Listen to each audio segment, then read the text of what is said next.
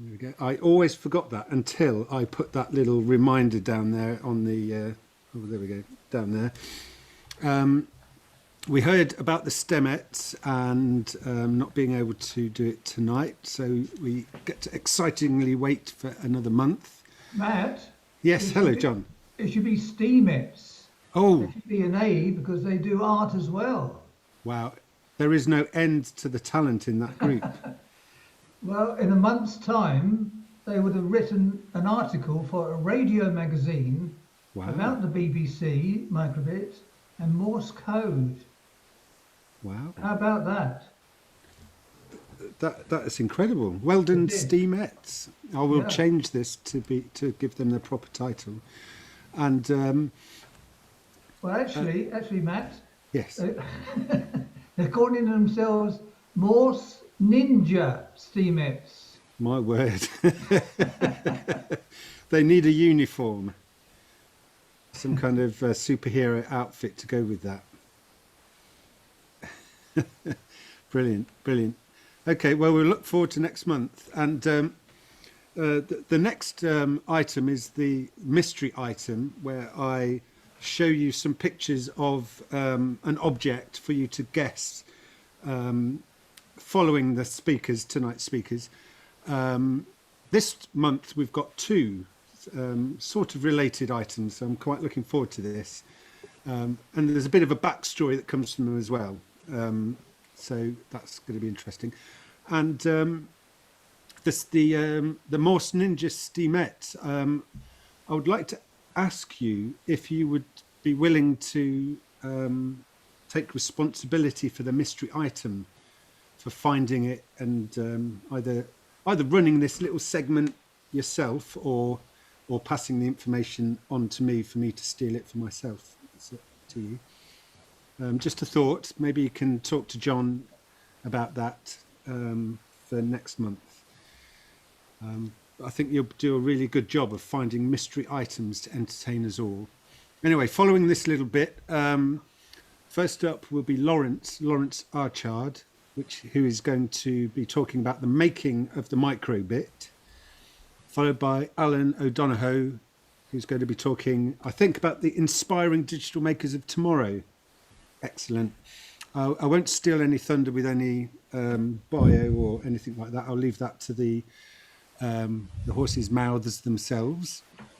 So after those two wonderful speakers, then we'll do the social bit. You know, if anyone's got any news, just a general chit chat and that kind of thing. So, the mystery item. Hold on to your hats. Okay. These are the two mystery items. I'm going to give you a little while to take them in. Ask any questions. If you've got an idea what they are or know what they are, keep that to yourself. But if you want to ask any questions to sort of give you a clue, do so now.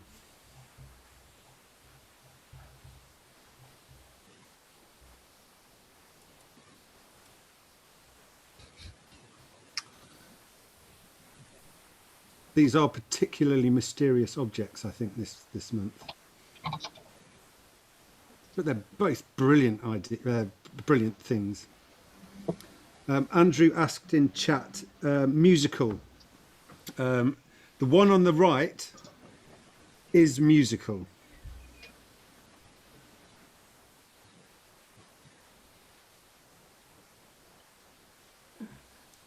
Both of them have the same basic function.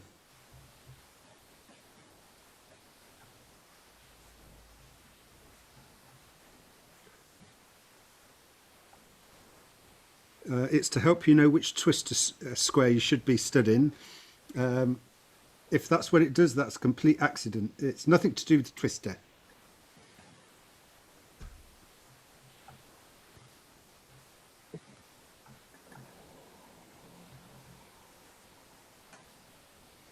Do they light up? A hyperspherical twister. That's a great idea. Not one that is being shown here. It may scare away cats and moles. um, Looks like a Johnny Ive designed boppet. Okay, Lawrence is pretty close there with his chat suggestion of umbrellas. But there's something special about that. Okay. Right, some of the guesses are getting very close, so I'm going to bring this to a close, so as not to spoil the surprise which will follow the speakers. So I think you're doing quite well. But anyway, try and have these images burn into your mind, and we'll come back to them after the speakers. So without further ado, oh, hang on. Yeah, don't click again, like I did last month, because the answers are just a click away. So I'm going to move over to this now.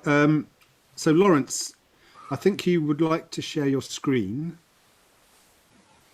So I think I now need to remove the spotlight from me, and I think I should be able to spotlight you. Splendid. Yes. Okay. So you're spotlighted, and so over to you, Lawrence. Okay. Just checking how long do you want? 20, 25 minutes, is it? To allow for. I'm not hearing from you, Matt. Are you muted? Yes, I was muted. That would be ideal. Thank you very much, Lawrence. Okay. Nag me, because I'll lose track. Okay, this is some of the story from behind the scenes of making the microbit. Back in originally 2014 was my first involvement. And my aim really is to possibly dispel some of the misunderstanding of what the microbit is supposed to be, and perhaps give some insight into some of the design decisions that mean with what we've ended up with. The thing I like to say is that the microbit wasn't born from the business development unit. It wasn't a sales weapon for any of the participants involved. It really did spring from some really good people within all of the organisations that were involved in it. And it's completely unfair to give the credit to any one person, but probably the chap that really fought to get it off the ground was Howard Baker. From my understanding, he started fighting for this internally in the BBC about 2011. And when I met him, and it was through an introduction by the wonderful Alexandra Deschamps-Santino, who through whom almost everything IoT flows, and it was his passion to get kids coding that drove this. It was really quite, and the other very worthy note, there's a chap, Michael Sparks, within BBC R&D, who did most of the he did pretty much single-handedly all of the early engineering before the rest of the team were rounded up and brought in. And he created I don't really want to. Are you able to see a little version of me in the corner? Is that the version? Yes, yeah, you are. I think you are seeing that. Splendid. He created something that was based on an Arduino, and the first involvement when I got called in was the BBC desperately needed to make 1,000 of these in about 2 weeks. The first thing we had to do was actually relay out the board to make it suitable for machine manufacture, and we literally worked through the night for 2 nights in order to get that to happen, and then took it off to a board manufacture house near us and managed to get them 1,000 units, so that it could go into a couple of test schools over the Christmas period, to get some backing. Off the back of that, the other really interesting thing about the BBC is they have this concept of having to have a level playing field. They're not allowed to favour any commercial organisation. So everyone needs to be offered the opportunity to take part. But that's a really difficult thing to make happen when you're not allowed to talk about what it is you're asking people to take part in. So my first real involvement was because they weren't allowed to spend any license payers' money on this. They had some budget for making programs, they had some budget for publicity and so on, but they weren't actually allowed to spend money on this. So the task was to go out and ask 5 partners for £1 million each. Because in very broad terms, there are about 1 million school kids in any given school year, and they wanted to give one to every 11-year-old in the UK. And it was going to cost somewhere around £5 to make each one. So we needed to somehow raise about £5 million of funding or in-kind donations. So we got a few big partners who would express an interest without knowing what it was they were expressing an interest in. The other part was explaining initially to the BBC where they could get chips from, as in silicon chips, and explaining that ARM, the company in Cambridge who design chips, don't actually make chips. So that actually worked in our favour, because the part of the level playing field thing meant that by getting ARM on board, there were then a lot of chip makers who could donate some chips. And we thought it was probably more likely that we might be able to persuade 3 semiconductor companies to donate 1/3 of 1 million chips each, rather than get one to donate them all. As it was, Nordic came forward and donated their chip, 1 million of them. And not only was it a nice, it also had Bluetooth on, so it instantly became potentially a sort of an IoT type device. Freescale donated another chip, which then meant that the ARM were able to effectively make an embed, for those of you who are familiar with that, which means that you can do drag and drop programming, which makes it so much easier, not just for the children, but also for the teachers who have to help the children understand how to get their program onto the boards. When I met Howard and some of the team up there, like I said, I think I immediately got what they were trying to do. And I've always had a thing about physical computing, and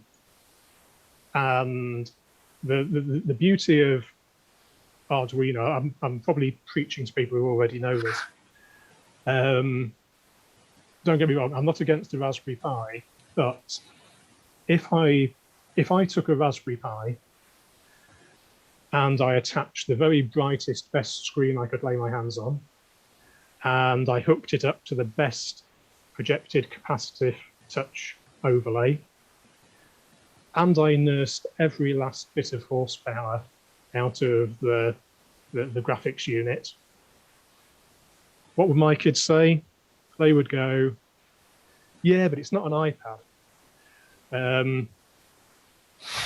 And forgive me, I get on my hobby horse a bit on this. The thing is, 11-year-olds have grown up in a digital world. Apple, YouTube, Angry Birds were their babysitters. There's stories of toddlers like the little lad, I guess, in the corner there, picking up toys, looking at pictures, and swiping at it to see whether there's another picture off to the right of it. It's almost instinctive in the world that they've grown up in. And inevitably, some children will compare their programming efforts against what they're used to. And if they're putting their programming efforts up against what they've seen on Xbox games and professional apps, that's a fairly hard entry point to compete in their own minds. Also, to me, things on the other side of a piece of glass are a different world. The things that go on the other side of the screen are in some way detached from real world. At least that's my perception of things. The difference is in when my kids used to peer around the corner into my spare bedroom lab, they might see a twitching servo motor, and I tended to get, oh, that's cool, or that's interesting, or that's strange, because it's not something they see day in, day out. It can pique their curiosity, and they've got nothing to compare it against. And I believe that things that are in the real physical world get enhanced by children's imagination and play. They've got the room to project their own play world onto them. And one of the early projects that we saw, this was actually created by a 7-year-old, the picture there, which is a reindeer with an LED shiny nose, and I think he's actually a Lego cowboy who is dressed up to be Santa. But when children make their own things, their own flashing badges and so on, they're so much better than things they'll have bought from a shop. I'm strange. I'm a geek. I'm a creative engineer. We are a few percent of a few percent. One of my bosses from my early days with a big consultancy had what he called 3 Sigma shoes. He used to spend most of his life in some red leather driving boots. And he used this as a reminder when we were brainstorming products that we thought might appeal to the general public. We had to remember that on the bell curve, we were 3 Sigma away from normal. You know, there were 99.7% of people who were far more normal than us. Back in the day, we were the people who possibly grew up in the days of the the early 80s. And yes, some of us could potentially build computers from 7.4 series logic. But it was the advent of Sinclair Commodore and the original BBC Micro 40 years before the microbit that delivered these possibilities into the hands of relatively normal people. And this was something that we had to remind ourselves when we were making the microbit. Part of the design process was to divide up our potential audience into 4 sectors. So I don't. Are you seeing my mouse pointer? Can you see when I'm pointing? Splendid, thank you. We created 4 personas, and I think it was Alice, Beatrice, Charlie, and David, or something like that. And it was divided by those who were already capable of doing some of these technology-related things, and those not yet capable, and those who were interested in this, and those who are yet to be interested in it. And what we were reminded was that Beatrice in that top corner there is already interested and she's already capable. And she could go out and buy an Arduino, or she could access all sorts of alternative devices. She could probably find her way into Essex SteamX and progress her own interest. But that group was probably only 3 or 4% of the potential market for this.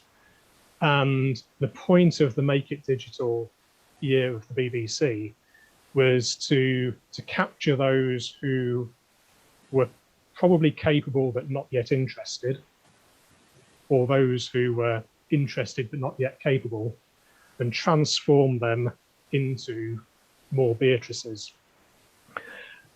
We also had to accept that there were going to be some who were neither yet capable nor interested, and would probably play frisbee with these across the playground, or they would see an opportunity to sell them for a couple of quid to their classmates. And that was fine, because they'd be learning a bit of entrepreneurship in doing that. But if we managed to capture 30 or 40% from the A's or D's, then we'd succeeded.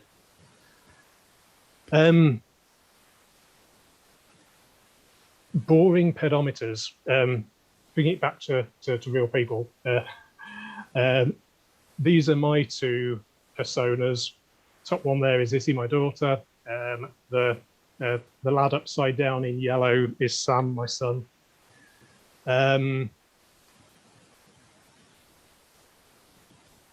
My ambition for them personally is that I want technology to be their tool.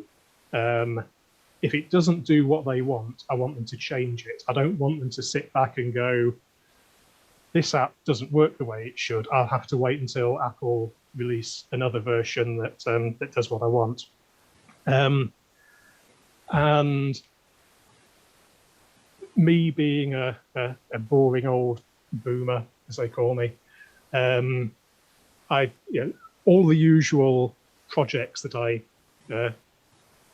tried to come up with. I said to Sam, "Oh, you're into football. Why don't you put a microbit on one of your boots and see how many steps you take over the course of a football match? Maybe compare that with your teammates and see who runs the most."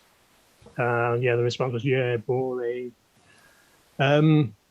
But he came back 20 or 30 minutes later. And Sam is very proud of the fact that he's very two-footed. And he said, could I put one on each shin pad and count how many times I play the ball with my left foot and how many times I play it with my right foot? Because then he could show off to his teammates that he was more two-footed than they are. And that's the point, that things that come from people's own interest area are always going to be more inspiring than something which is imposed upon them. And I think that extends into adult world as well. I always say that 15 years ago, there were very few people who could prototype an embedded system. If someone came up with an idea, there were very few people capable of getting a first pass prototype made. They'd have to be very enthusiastic readers of Elector or Circuit Seller or Wireless World, whatever, or they would have to probably be a combination of a computer science and an electronic engineering graduate. Along came Arduino, and I know there were some Arduino-like tools before that, but they still took a lot of getting into. Along came Arduino, where you could pull in ready-made add-on circuit boards and use a more accessible programming language, and then tech-savvy artists, makers suddenly found that they could do quite interesting things without being put off by having to learn to solder or understand relatively complex to them electronics. However, you did still have to recognize the difference between square and curly brackets, and remember to put a semicolon at the end of the line. I think the move to tools such as Scratch, the Raspberry Pi, if you have the hat add-ons, and tools like the microbit, probably expand that that group probably by another tenfold. So we've moved on with hopefully about 100 times as many people able to just try out an idea, and that's interesting to me because you do end up with. So I always say, I do believe in the Internet of Things. I think it will happen. But I don't believe there's going to be 50 billion pet trackers, fridges, or home thermostats. The killer app that I think we're all still waiting for is going to be something that comes from left field, something that we haven't foreseen. And no doubt, as soon as it lands, we'll think, oh, that's so obvious. Why didn't we think of that? But in all likelihood, that idea is going to come from the 99 people who couldn't have prototyped this 15 years ago. It's going to come from this widely expanded group. So yeah, I would love 1,000 times as many people trying out their ideas, iterating their ideas, trying something different. Because one of the things I like to do as a business is to develop people's ideas into something that could potentially be made in hundreds of thousands of. The people who come up with these ideas tend to find their way into accelerator programs, incubator programs, and I used to recoil against some of the things I heard them being told, in that being told the only way you can get these kind of devices made is to take it to Shenzhen. For those unfamiliar, the part of China where lots and lots of consumer electronic gadgets are made. I was supposed to reach out and have some of my props here. So this was one of the first prototypes of the display unit. This was hand etched by Adrian Godwin in his garage. We quickly needed to demonstrate whether you could get a worthwhile display on a 5x5 matrix, and whether the LEDs that we were looking at were going to give a nice effect on that. The guys who did most of the actual hardware design work were the ARM Mbed team, and in particular Chris Stiles. Because although ARM were on board, they did have to kind of find their own time to do this away from their usual day-to-day work, the people. And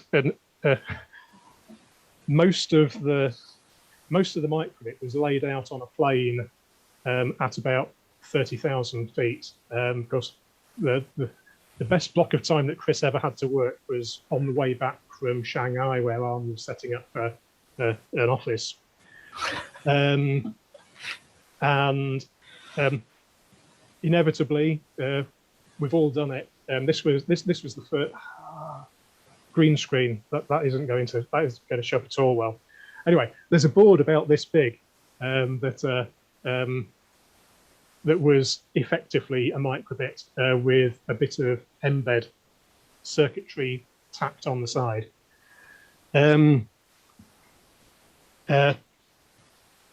One slight mistake on it was that the USB socket had been put on the wrong layer, which meant that it was flipped. So the 5 pins on the back of the USB socket were the wrong way round. So we needed a quick respin of the board. And the previous spin of the board had taken 2 weeks on ARM's.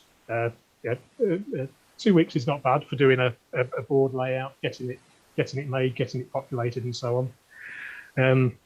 I said, yeah, let's see if we can accelerate this a bit.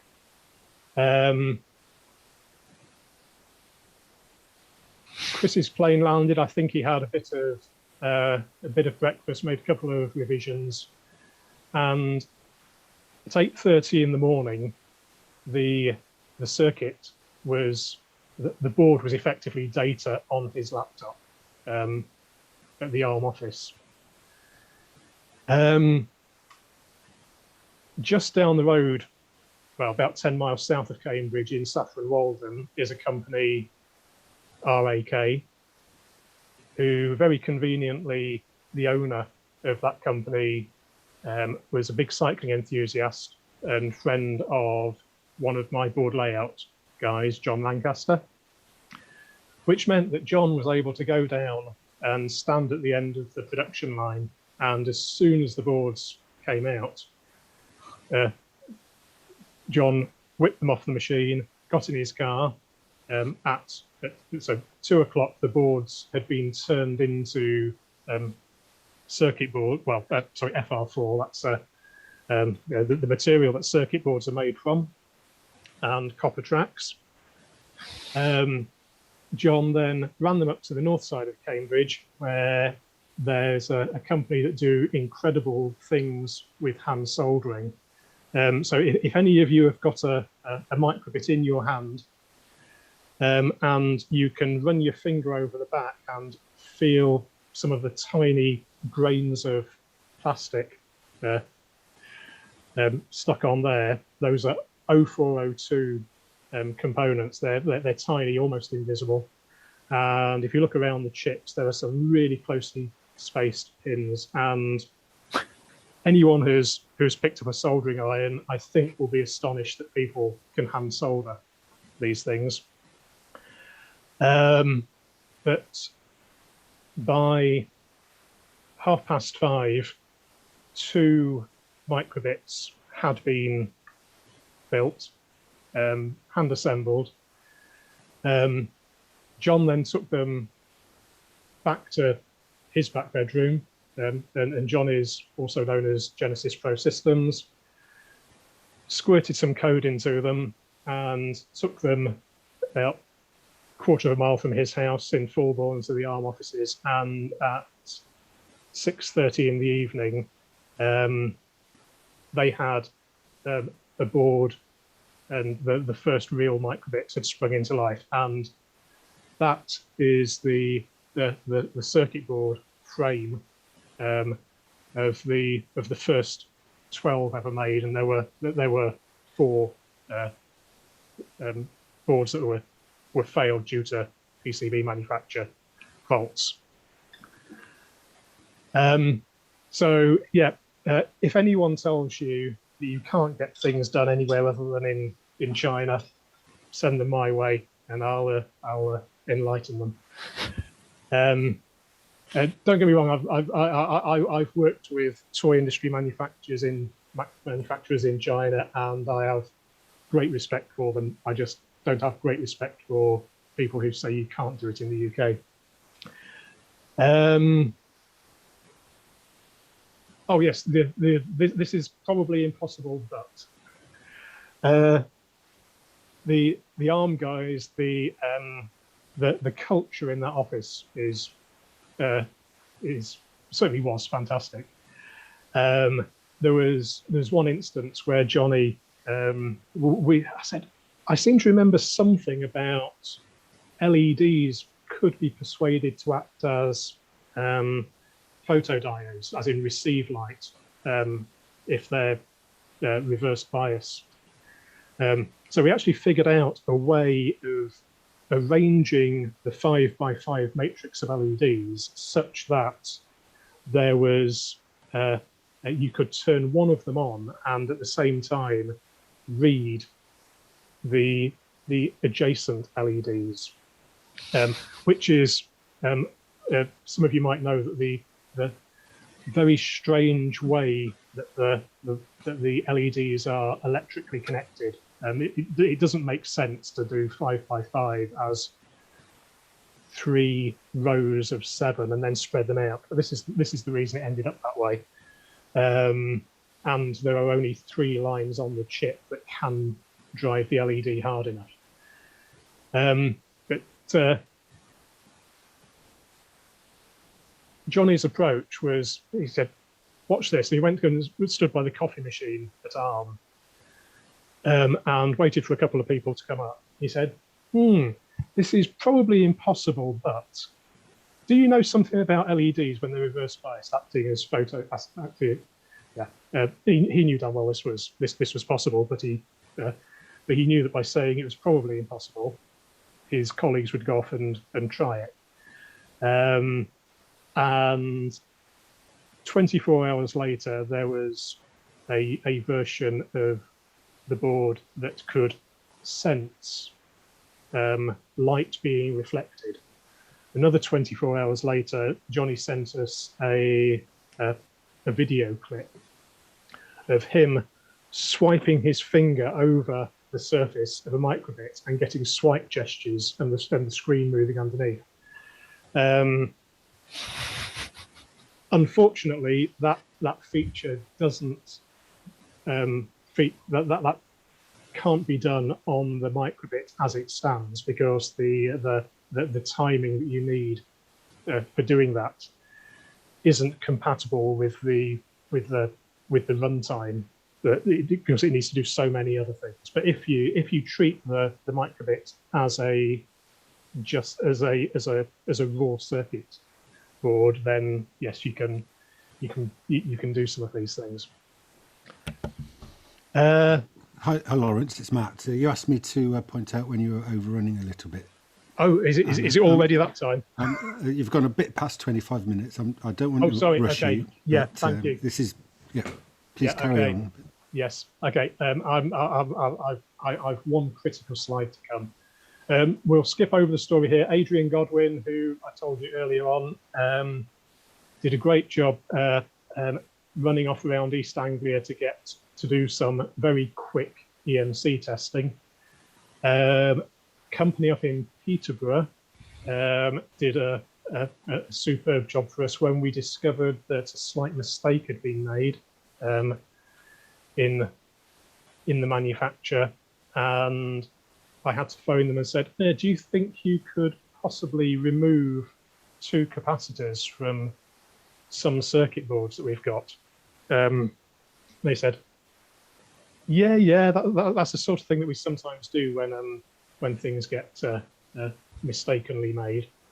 They said, how many is some? And I said, well, 26,000, because these were boards that were intended to go out to teachers to allow them to start preparing materials. And Walkbury's whole business was dealing with that moment when you open the shipping container from China and go, hold on, what's gone on here? So yeah, they managed to rework 26,000 boards over the course of about 4 days,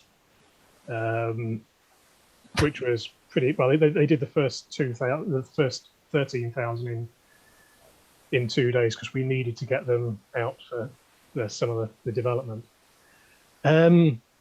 This is the critical slide,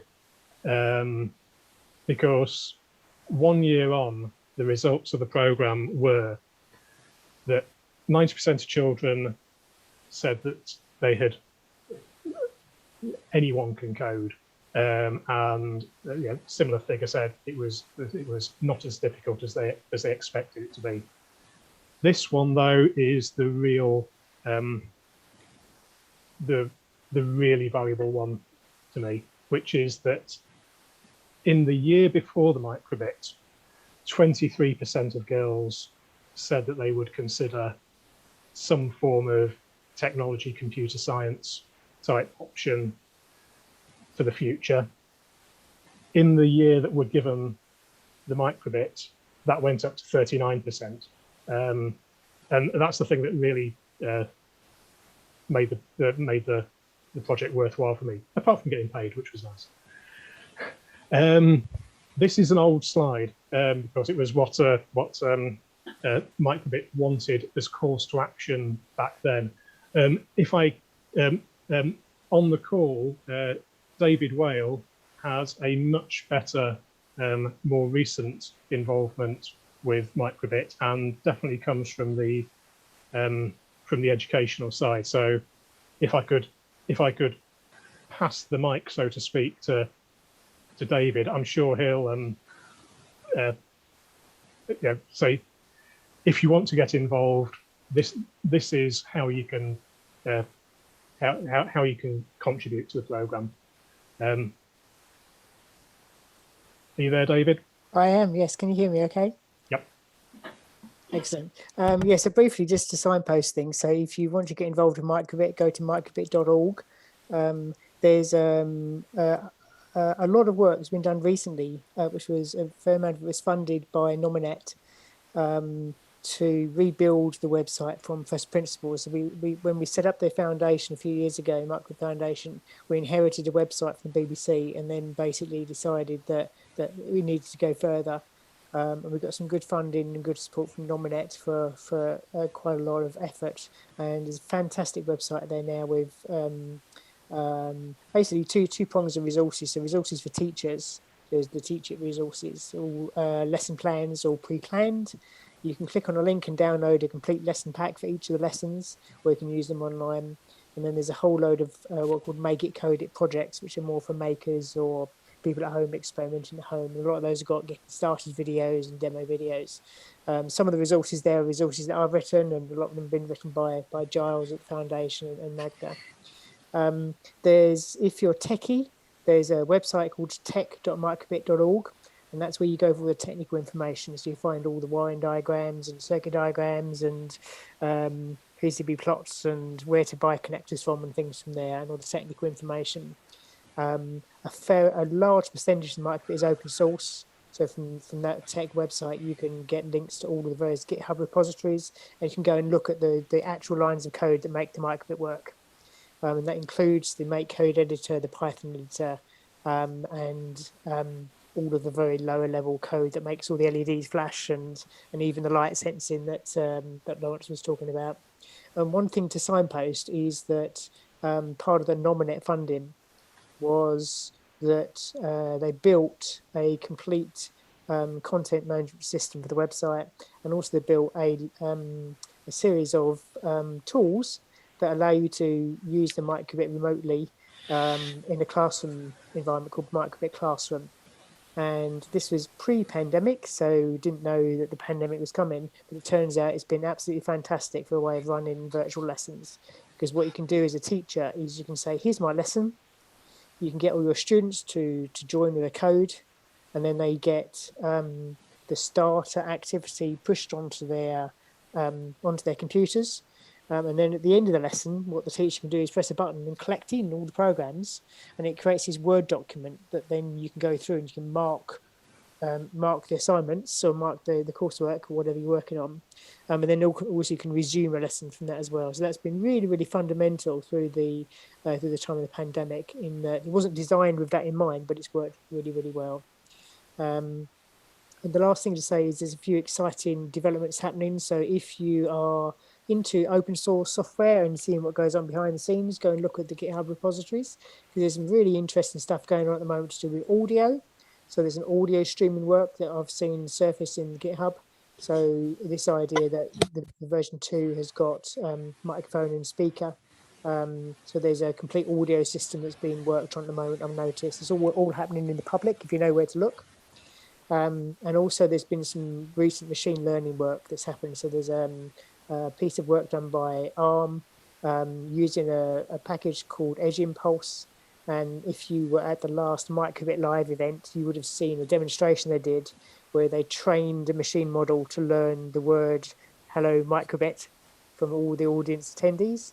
And they built this into a model, loaded it in the Microbit, and then anyone now says hello Microbit to this program and it smiles on the screen. So it's not just Alexa and Hey Google and things. You can now say hello Microbit or Hey Microbit. So there's some really interesting work that's happening there. And it's worth just saying that the Microbit, and I think Lawrence will agree with this as well, is on the surface, it's this elegant swan.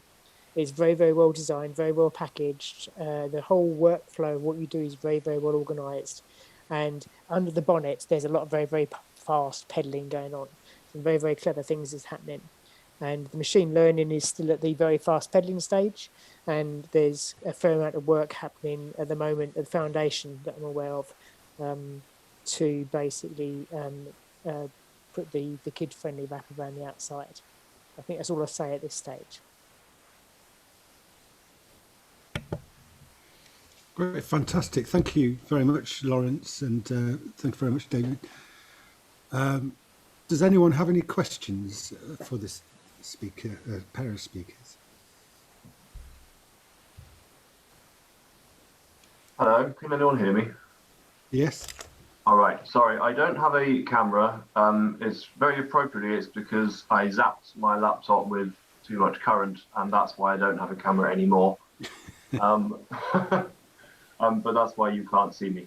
I was going to ask, you said, you know, you don't need to go to Shenzhen, you can get companies to do it in England. Yep. I've been using companies in China for the last year because I couldn't find any companies in England. So I'd like to talk to you about that either now or when is appropriate. Yep, sure. I'll give you contact details in the chat if that's okay. Yeah, brilliant. Thanks very much. Yep.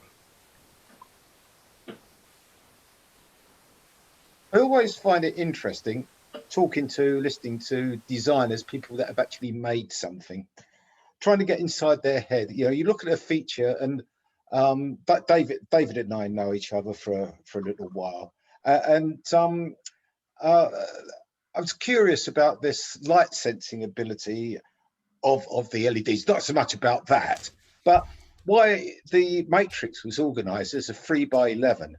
Now I understand the reasons behind that. So, you know, it's something that always sort of like intrigued me as to why people do things in a certain way, why they don't follow, you know, sort of a logical pattern. But there's often a good reason why people do things. So thanks for that, Andrew.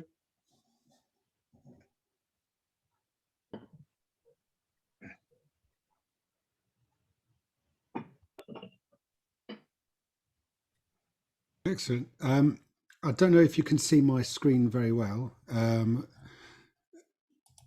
There are some websites mentioned there. So microbit.org is this one with various projects and lessons, etc. There was the developer community website mentioned as well. And oops.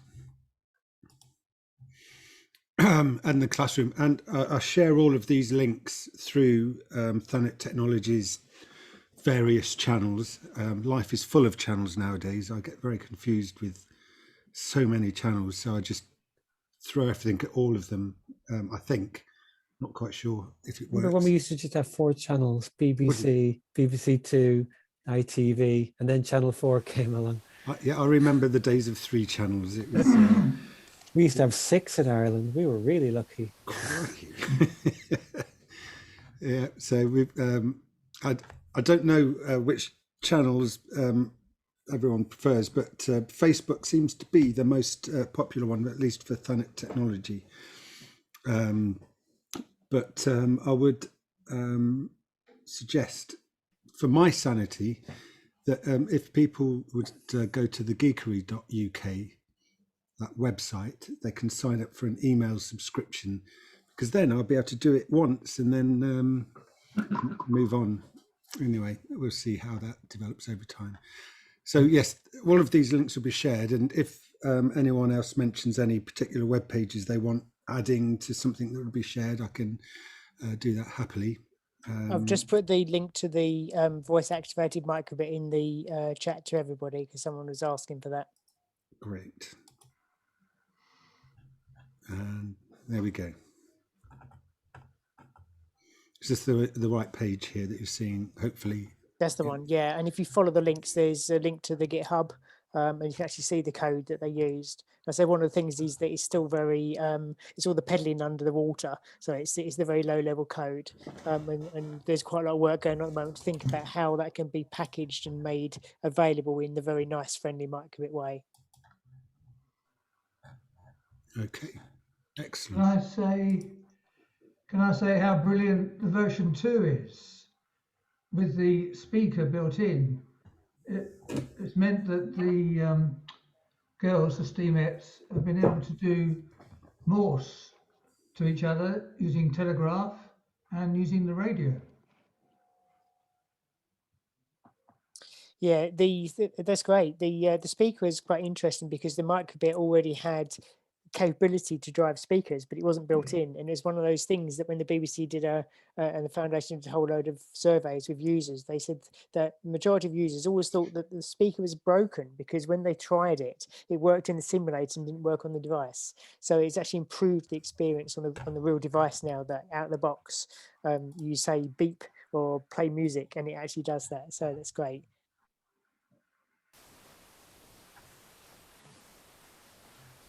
Excellent. Well, thank you very much. I'm not sure if public kind of event etiquette includes rounds of applauses for speakers. People could type the word clap or just applause or loud applause. Well, thank you in very much. Capital letters. Yes, that would be great. Oh, someone's done loud applause. Well, yes, well done, Alan. I think that covers it for all of us. Wonderful insights into the microbit. And I'm imagining what I would think if I saw the first prototype of the BBC B that I first used when I was at primary school. You know, I'd have loved that. We've just seen the board where the first microbit came off. That's pretty awesome, actually. So thank you so much for that, Lawrence, and thank you for oh, look at that. Alan's spoiling his own thunder by showing perhaps something he's about to talk about, but that was really good. We've seen some museum pieces, as in the computing hardware, And my favourite line was that 97% of people were more normal than us. That's going to stay with me for some time, I think. So thank you very much for that. And with no further ado, I will introduce Alan by handing directly over to Alan to introduce himself. Thanks, Matt. Right, I'm looking at the time. It's just after 8. Should I aim for 20 minutes or so and then just see how we go from there? Does that sound? If you can do your talk within that, that'd be great. Yeah, I'm very okay. happy to let you run over.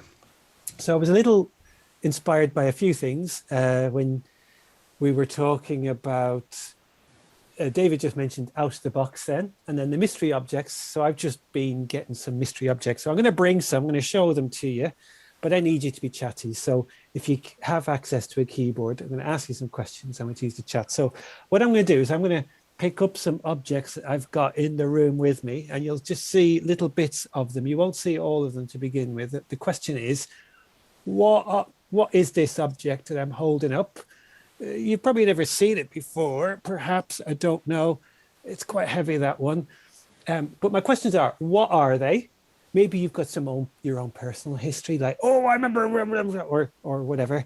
And I will tell you, they are very rare. I mean, this one here, this is pretty unique. Sorry if it's reflecting off the window and all that kind of stuff. But so there's one there. I've just held up another one. So my question is, what are these objects? But they all have something in common. David gave it away a little bit before when he said out of the box. Here's another object I'm holding up for you there. Okay. And I have a couple more. So I did say that some of them are quite rare. This one, there was many, many thousands of these at one point. And this one, not many people, in fact, very, very few people have ever got to actually touch or interact with one of these objects here. In fact, one of them very sadly passed away yesterday. We heard news yesterday, he passed away. So I'm looking back at the chat. My questions were, what are they? So I've seen lots and lots of answers. I've not actually seen a correct answer yet because I asked, what are they?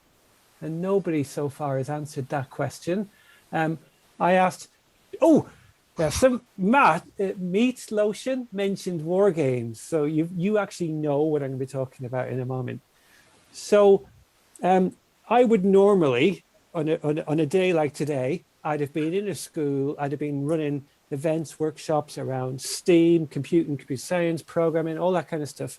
But this thing happened March last year, and it meant that Alan doesn't get to go into schools anymore at the moment. So I've been busy at home, and I'll show you those those objects again in a moment. Before I do, I have another question. If you could take a group of people to the cinema to watch a film, and this film was to inspire them into technology, careers, working in computing, what would be a great film to take people to the cinema to inspire them to like fall in love with it? So Meat Lotion may have already given us one of those answers. So it could be a film that you saw when you were very, very young. You've not seen it for a long time, or it could be one that's just, Micromen. You can actually watch all of Micromen on YouTube. I don't know, it's not a great quality, but it is all there available on YouTube. What else have we got? Hackers, Space Camp, Morse Code Saved the Day. Is that a film title you've made up, or does that actually exist? Short Circuit. Well, in a couple of weeks, we're watching Short Circuit. Now, the reason I'm telling you this is because what do you do? If you're somebody who goes out into schools all the time running events, and you can't because we're all in lockdown. So I've been looking at ways that we can engage audiences into computer science, and one of those is through film. So I'm going to share some things on my screen, and hopefully you will think that what I'm doing sounds kind of interesting, and you might decide to try some of these yourself, or you might want to ask me some questions about these things. And you will start to see a screen share in a moment, and I'll go back to those other objects in just a moment. So I asked you, sorry? Yeah. Oh, I think somebody's accidentally left their microphone on because they're on a call or something. They're saying hello. Yeah. Yes. Yeah. Oh, it's Lee. Thanks. Lee. Sorry. Oh, I've embarrassed Lee now, haven't I? Because he's just realised it with him. Sorry, Lee. Anyway, films. So something we started back in March 2020 was a film club. We do an online monthly film club where we watch films together. Obviously we can't be in the same room as people, and we've watched these films. So things like Invitation Game, Hidden Figures, Ring of Spies. I bet very few people here have watched that film, Ring of Spies. There's probably a really good reason why you've not watched it. War Games, Social Dilemma. And recently we started doing 3 films in one session. So a couple of weeks ago, 3 of us came together. You might recognize Penny. Penny is not too far from Thanet, the east of England. Martin, he's closer to Lawrence, so he's more towards the Midlands. And we watched 3 films. And what happens is we talk about the 3 films. So one of them was The Circle.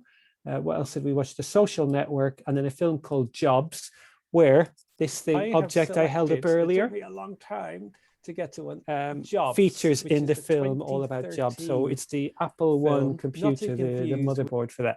So why am I telling you this? Well, because I think one of the nice things about films is some people could just put a film on and suddenly everything else that's been going on in the world that's wrong or bad or horrible or whatever, you can just immerse yourself in a film for an hour or 2.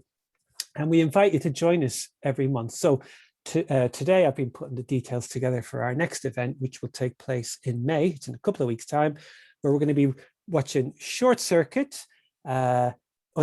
It's a robot-themed one. What if you had to watch a film all to do with robots? I've already mentioned Short Circuit.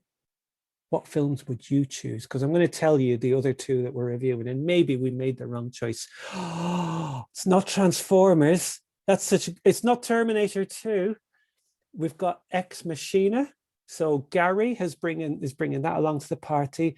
And the one that I've chosen, so we tend to go for films that are accessible, like you can buy them from charity shops, DVDs from eBay for £1, or they might be available to watch free online, things like that. So the other film that we're going to be watching it's called Frank and the Robot. I don't know if you've seen Frank and the Robot, but it's an interesting story about how this robot who is, there's a gentleman who's suffering with dementia, and this robot's supposed to help him, and he actually hacks the robot so that the robot, will perform crimes and, bit of a spoiler.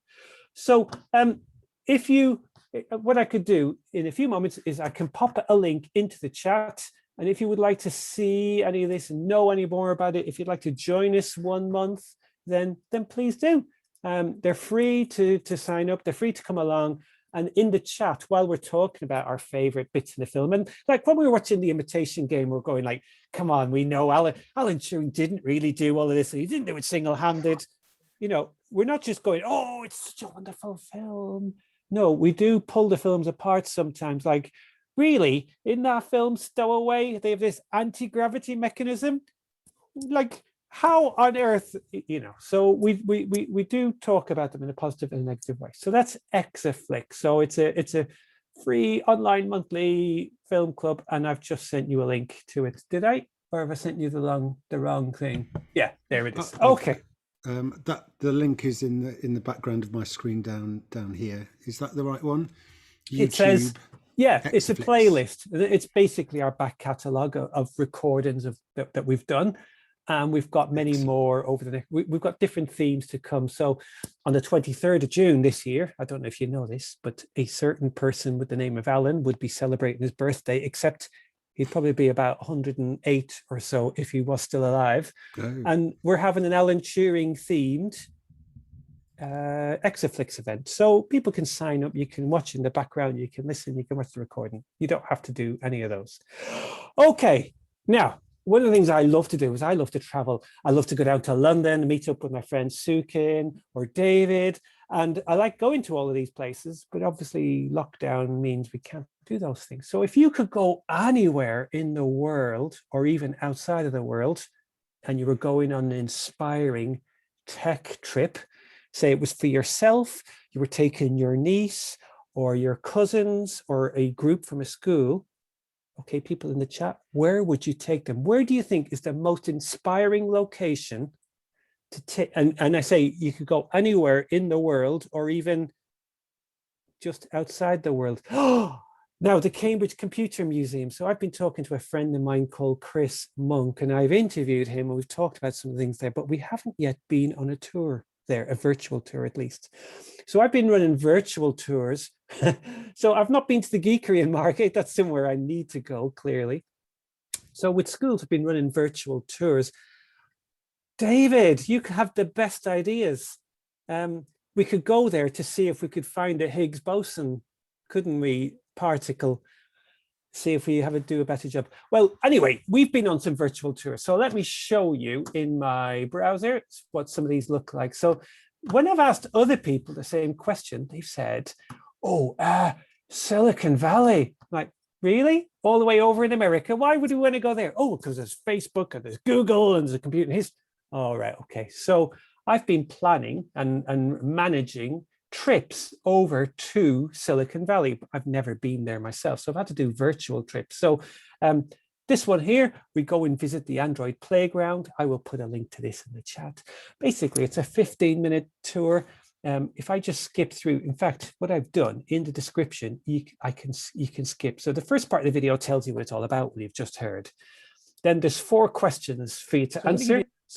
So we're going to go to the Android playground. Now, I don't know if you know this, but at Mountain View, where Google have their headquarters in Silicon Valley, they have all these sculptures. And every time a new release of Android was released, they would go, people would play trumpets and fanfares and ladies juggling on stilts and stuff. And they'd go, Kit Kat. And they'd have this giant sculpture that looked like a Kit Kat bar, except I don't know if you know what the Android logo looks like. It would be some kind of conflation of the two. And they did this for Jelly Bean and for Froyo and all the, well, they all have a theme, except there's a bit of a mystery. Some of them are missing. Some of them, there's some imposters there that shouldn't be there. And this video basically takes you on a 15-minute, it's like an escape room kind of activity. So I'm not going to spoil it all by telling you the answers to the questions, but if I just skip on a little bit, we then spend a few minutes to the high California temperatures and maybe some visit. Some of them have been damaged as well. That's another part of the mystery, is what's missing. So the video now. So then at the end of it, for those people who don't know the answers, I then go and reveal. And one of the questions was, why did Google abandon their dessert named theme for Android operating systems? If you know that already, type it in the chat and we will all go, whoa, that Sukin or Lee or Matt, whoever it is very clever. So Google, the last dessert themed release of Android was named Pi, nothing to do with Raspberry Pi. And then after that, they decided to go to numbers. So we could have gone to Silicon Valley, or sometimes people say, why do we need to go so far? Why not go to somewhere like the National Museum of Computing?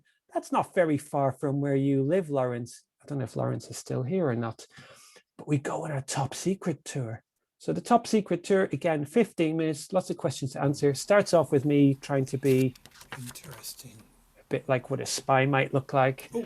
And then if I click on the description in there, we can jump ahead. Where's the questions? So we have 5 questions. Name the first computer. There's a big clue behind me. David, you're not allowed to answer. Don't shout the answer out, David. Where do we need to go? Well, I've actually just told you the answer, haven't I? I blew that out of the water. When was it built? Why was it built? And how is it used now? And it's to get people thinking about all these kind of things. Obviously, we until later on in May, we can't go and visit the museum. So let's go and have a look. So I take people on a virtual tour where we go inside the National Museum of Computing, even. And this is a free tour. You can use the tour yourself, and then we go and visit this giant thing. And you're all going to start going to the chat now, and you're going to start typing in what is the name of this first computer. Come on, Lee. You must know the answer. It begins with a C.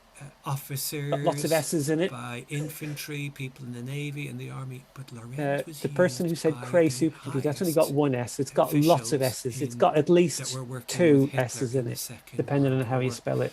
Now, so again, the video, if you look somewhere on the time, you can see, it lasts it's 14 minutes, 58 seconds. And then at the end, there's the big reveal. If you didn't know the answers, here are the answers.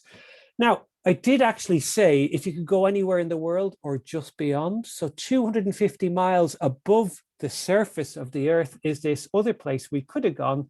We could have gone to the International Space Station. The only thing is it's only 250 miles above you, maybe once or twice a day, and you have to be really fast because it goes about 17,000 miles an hour. It's not like, oh, the bus is coming because blink and you've missed it.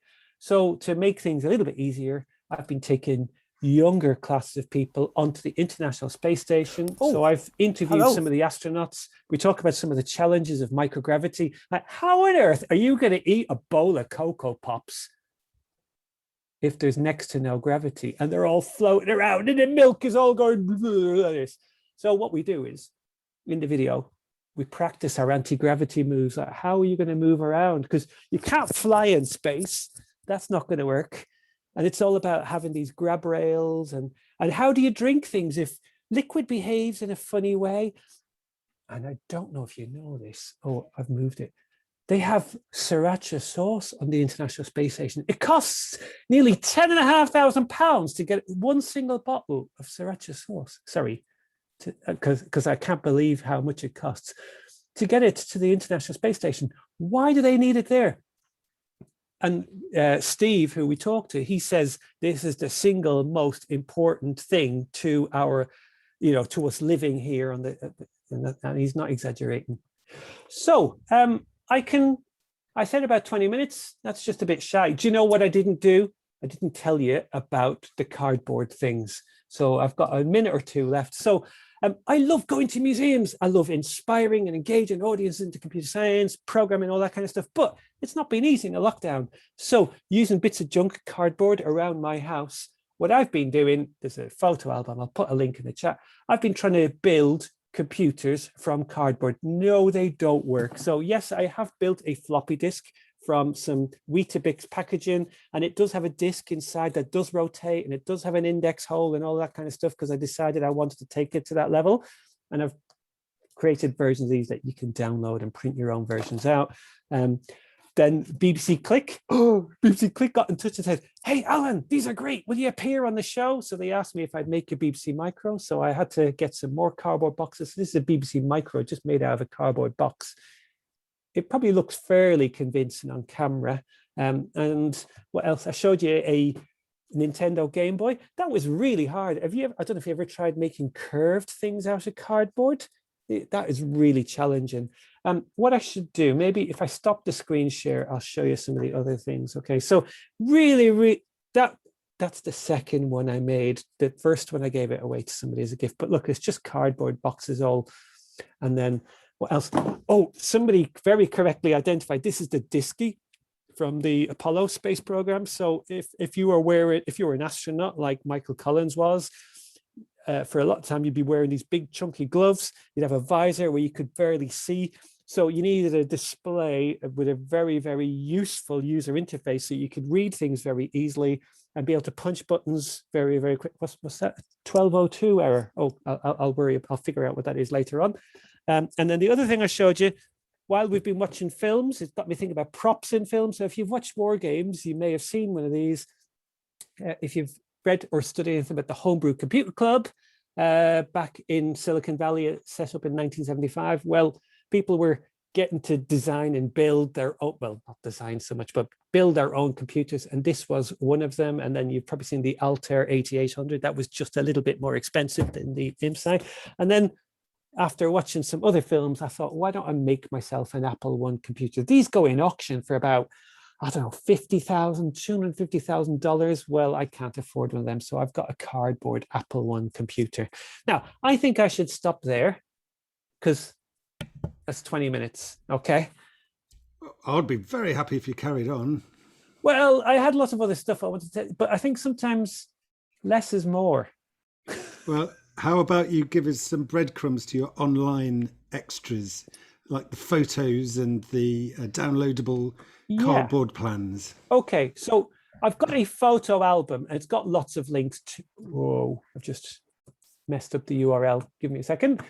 So it's just an online photo album, but it tells like a bit of a story. So I'll just go and put that into the chat. So I'll type in photo album. I've actually created cardboard museums that people can download and print out themselves that will fit in their pocket. So I call it exhibition. If I can remember the link correctly, I think it's HTTP. Is exhibition. I think it's all lowercase, and I've just written, no, I should have practiced this earlier. Exa is exhibition. Try that link and you should be able to download a PDF that's got lots of, it includes a microbit and some other small computers that you could fit in your pocket. The other link that we mentioned, the virtual tours, well, what I'm going to do is, I showed you 3 of those. Well, I'll put all of those in the chat as well. The thing I didn't really go into that you could ask me another time was, we've been running jams in Preston. It's a little bit like this meetup. I don't know when you started. We started in 2012. And we've been doing it every month. So last year we celebrated our 100th jam. We've been doing them live through the lockdown. We get about 100 people join the live jam. So in a couple of weeks, we choose a monthly theme. So next month is May. So we're calling it Brian May, because we've never done a Brian May jam before. So I don't know if you know Brian May, PhD in astrophysics. He also used to play rock guitar in a band with Freddie Mercury, the head of Queen, you know. So we I could find a link to that jam and put it in there. In fact, you'll see all of our presentations have got a Queen or Brian May theme. So I'll put that into the thing. So we've got things like, we haven't got We Will Rock You and stuff like that, but we do have We Are the Champions. Crazy little thing called Glove. That's a group of STEAMettes you may have heard from Essex who were traveling via the internet to come up to Preston to present. In fact, when you were talking about Thanet, I thought you were talking about the internet, because up in Preston in Lancashire, that means the, and net is the internet. So Thanet is, are you going on the net? I am going on the net. And we've got I Want to Make Free. So that's you can sign up to that event for free. All our speaker slots, we tend to fill up a couple of weeks before. I've been pulling David's leg, twisting his arms and all sorts. David's got no arms left, trying to get David to come along to one of our jams. But we do have some hen's teeth and rocking horse poo that we've managed to get at future events. They were a bit easier to get than to get David Whale to come and present at one of our jams. In June, I don't know if you know, but around the 21st of June, if things go according to plan, people are going to start traveling a bit more. So our June jam is called Tech on Tour, because sometimes when people go on tour, they like to take their tech with them to keep them entertained so that they can plot where they're going, navigate, tune into things, keep in touch with their friends, you know, like they used to do in Star Trek. So people are coming along to present about their tech. What have we got for July? July is something or other that Michael Horn, who runs the Cambridge Jam, is coming along. I've forgotten what it is. They're all listed online. You can find them all. Right, now it must be time for me to stop talking. Thank you very much, Alan. That was very insightful and inspiring. And I can't believe you do a jam every month. We've done 2 down here. Yeah, it's not such a good thing that we did it. I just came up with this idea when I heard that the Raspberry Pi was going to be released. My neighbor, he knows nothing about, I better be quiet because he can hear me. He knows nothing about computers. And he told me he'd managed to order a Raspberry Pi. And I'd had 4 computers all on at 5:30, and I couldn't get a single one. And I said to him, what are you going to do with it? He says, I don't know. I just wanted to get one. Everybody was going to get one. So I said, what about if I put an event on? Would you come along and show people what you've, I get to show it off to people. Yeah. And I was kind of hoping it might have gone missing during that event. So we called it, with my wife's name, to call it Raspberry Jam.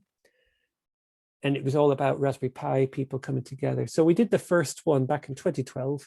And I said to people, it happens every first Monday of the month. And I forgot to tell people when it was going to stop. So we just haven't stopped yet. But we have people coming along to demonstrate microbits and Arduinos and things that don't even use technology as such. You know, we've had a few unplugged jams. So we've just called it our jam, which is kind of a bit Lancashire again. Our jam. Yeah. Very good. Excellent. Thank you so much, Alan. That's wonderful. Does anyone have any questions? probably heard enough from me already. I'll put another link in the chat. Recordings from all our jams are online. I think it's just you and me, Matt. I think everybody else is gone, and we're just looking at avatars. I think their brains are spinning. And oh, the backdrop. Well, Adrian, if you were paying attention during the Top Secret tour, you would already know the answer. The very first, well, some people would say, in fact, at the Computing History Museum, they call the word first, they call it the F word. Nobody's allowed to mention the F word. Like, what's the first disk storage? What's the first we call that the F word. We're not allowed to talk about the F word. So Colossus was a computer that was first operational on the 5th of February, 1943. It is 17 foot long. You can see it's taller than me. This is a cardboard version of Colossus that I've built in the room I'm in at the moment.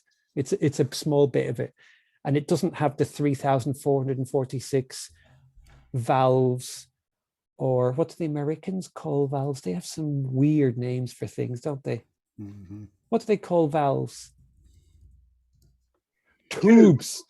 No, they call them tubes. Tubes. Yeah, not tubes. Like they say YouTube. So recordings of jams are at this link. Everything starts with exa is. So you can, our jams go on for like an hour and a half, but we tend to give people 5 to 10 minutes to present. And even still, I tell David that, and he's still not, okay, I'll present it one of your jams in the future. Maybe when we get to our 200th jam, David will come along and present. So if you click on that link and go to the description, you'll be able to see we have timestamps.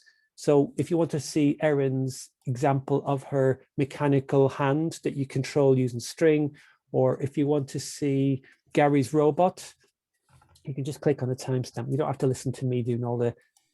Matt, are you there? Are you there, Matt? Matt, you're supposed to be presenting. Matt, you're supposed to be presenting now. So the timestamps mean you can skip that bit out. Sorry, Matt, got you. You did. This is great. Yes, there are all the timestamps here. Excellent. As I said, all of these links I'll forward to the whatever channels. There was, I think, Matt, did you ask me something at a previous event? Did I design the Alan Turing £50 note? Was that you that asked that question? Oh, I don't know. Oh, it must have been somebody else. I was going to show you something. Never mind. I think we briefly had something to do with a company in Bristol. I think I was sort of finishing that my role with the CPD for teachers or something. Oh, like Matthew Venn. Matt Venn, yes, I used to help him and teach with him. Genius guy. Yeah, very good. He is now in a place in Spain. Valencia, I think. Valencia, that's it. Yes. Yeah, Mr. FP. Yeah, but from that time, I heard of your sabotage game, and I have completely ripped that off and used that as often as I can. It's brilliant. Works really nice with hardware as well. So I good. don't know if you ever have a Raspberry Pi screen, keyboard, and what we do is say to children, right, another class are going to come in a minute. We're going to sabotage the hardware in a repairable way. So the next group that are going to come in have to try and fix it. So somebody go, oh, could we put a little bit of paper under the thing on the mouse? Great idea. And it's like a troubleshooting thing. So the next group come in, my Raspberry Pi is not working. So we need to troubleshoot, debug. We need to, so the other group have sabotaged it. They love it. When you say it's been sabotaged, I don't know, they see it like the escape room. Oh, can we fix it? Can we fix it? Yeah, sure. Yeah, well, unless there are any other questions, which I'll just pause. I think everybody else has gone for a moment. Alan, it was me asking about the £50 note. Oh, it was John. Oh, yes. Well, message me afterwards, John.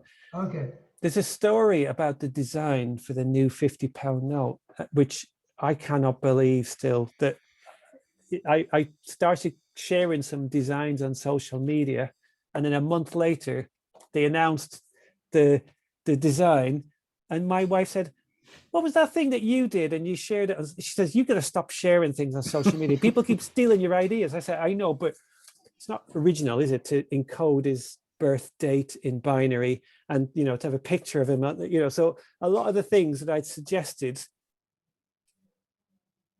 just coincidentally happened to be in the new £50 note. So it was just a funny coincidence. Okay, another chat-based round of applause will probably happen in a moment. That was, can I pat myself on the back? Yes, you certainly can. Yeah, okay. And so thank you very much, Alan. That was wonderful. And my excitement that had been building all week for tonight was well justified by you and Lawrence. And if you send me your an address, I'll send you both. Oh, hang on a minute. I'll change to. You're going to send me address. If you give me your address, I'll post you one of these, but a personalised trinket.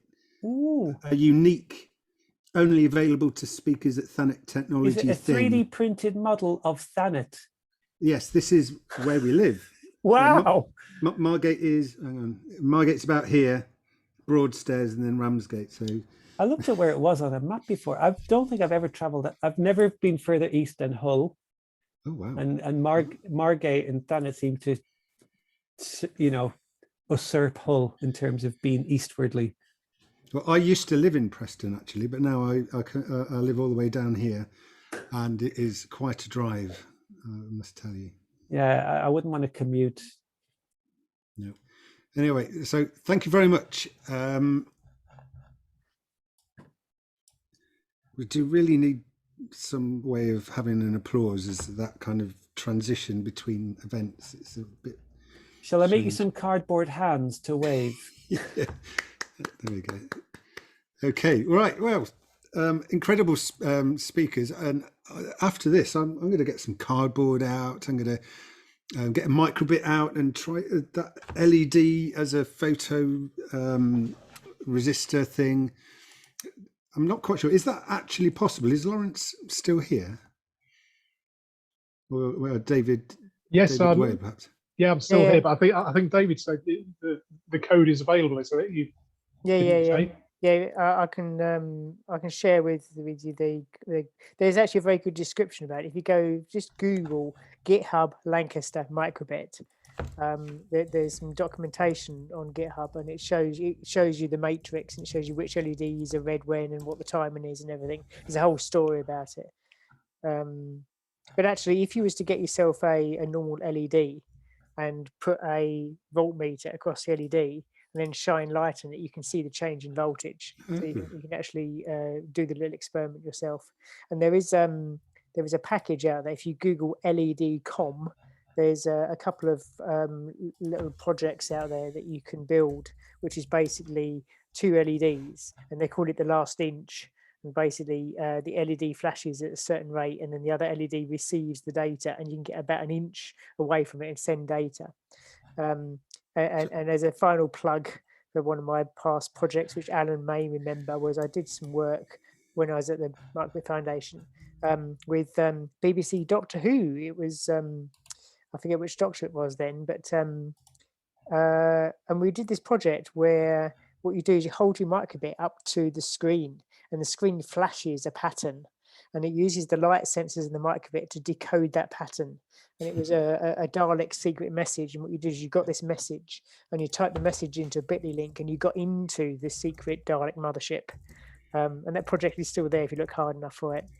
But we basically transmitted data at I think it was 4 bits per second, because we couldn't flash any more than 4 bits, but four flashes per second, because we would have basically broken the BBC rules on flashing lights in videos. That's the one. I can see you've got the page open. I remember, David, back in 1984, having my computer at home, my Sinclair Spectrum, and I'd made a photo transducer interface that the BBC were broadcasting software. I know. I did the same thing, and it was that inspired me to do it again with the BBC microbit. It was. I remember doing that on my little black and white TV, and I downloaded the program, and then the program ran on my computer. And I forget how old he was. I was probably 11 or 12 at the time. And it was that program that inspired me to then do the project for BBC Doctor Who a few years ago, which is the one that Matt's got on his screen now. I bought a job lot of everyday electronics magazines from the 1980s on eBay, and I've been working my way through them. And there's an advert, there's like an announcement saying, "Oh, next month the BBC are going to be embarking on a new project where they're going to be transmitting software through the TV screen." Yeah, it was fantastic. Selling software, yes. They did another one where they with the ZX81, I downloaded that one. I plugged my ZX81 into the headphone socket of my TV, and there was this little page of ZX81 program that then loaded in your computer, and you ran it, and it did something on the screen. I remember my sister in particular getting magazines with flexible vinyl records on the front. Right, yeah, I'd forgotten about them. They were square. You could get square ones. Yeah. I remember heart-shaped one or something like that. But these flexible things, you put them on a record player and you get some kind of short song or something like that. Software in that medium would be quite an interesting. Oh, sorry, there was one that had a computer program. But what you really had to do was, I had to record it from onto tape, vinyl onto tape, so I could then play it because I couldn't make the vinyl go straight into the 3.5 millimeter stereo jack. There's an interesting little techie aside that even, I'm not even sure Lawrence knows this actually, but in the days of moving from microbit version 1 to version 2, I remember doing some experiments with the light sensing. And I discovered that the light sensing code that is on the microbit is also slightly sensitive to capacitance. So if you are reading the light sense, and I discovered this when I did that BBC Doctor Who thing, because I put my finger on the back of the microbit and the readings changed because I got loads of graphs coming out of the thing. And as I put my finger on the back of the microbit, the lead readings went slightly higher. And when you take your finger off, readings go slightly lower. So the very fast scanning of the LEDs causes some sort of loop, which is affected by the capacitance of your finger. Sadly, it's got a terrible offset on it. It's very, very hard to work out. It drifts all over the place. It's very, very hard to work out whether you've gone up or gone down. But it's not possible to reboot it if you flash a camera at it, is it? Not like the Pi, no. But yeah, there are some interesting things on the microbit you can do. I saw Johnny's swipe demo. That's quite good, and he basically had a left swipe and a right swipe. But the problem with a lot of those things, they're quite hard to get to work reliably all the time. And you may or may not know, but the microbit version 2 has capacitive touch sensing as well. So the logo at the top is cap touch, as are the bottom 3 pins. But if you hold the microbit while it's powering up, so you hold a version 2 microbit while it's powering up, it messes up the calibration. So you're supposed to not touch the microbit when you first power it up, otherwise the calibration goes a bit funny, and that's just a problem with cap touch. But it works pretty well. The logo, the touch logo, is my idea, by the way. Good fun. Well, this has been fantastic, especially for anyone who is a teacher or many people who are engaged with homeschooling over recent months.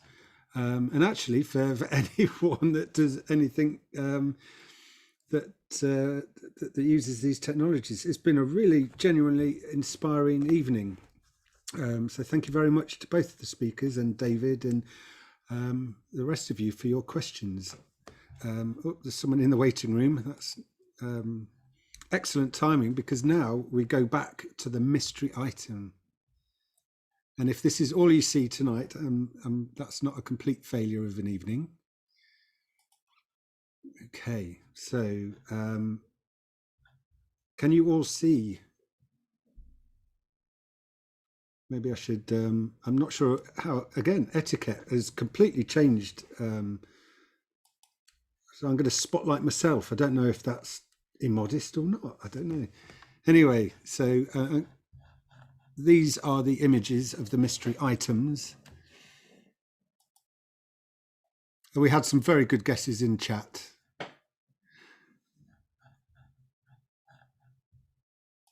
So, okay, right. So the colourful item is in fact a musical umbrella.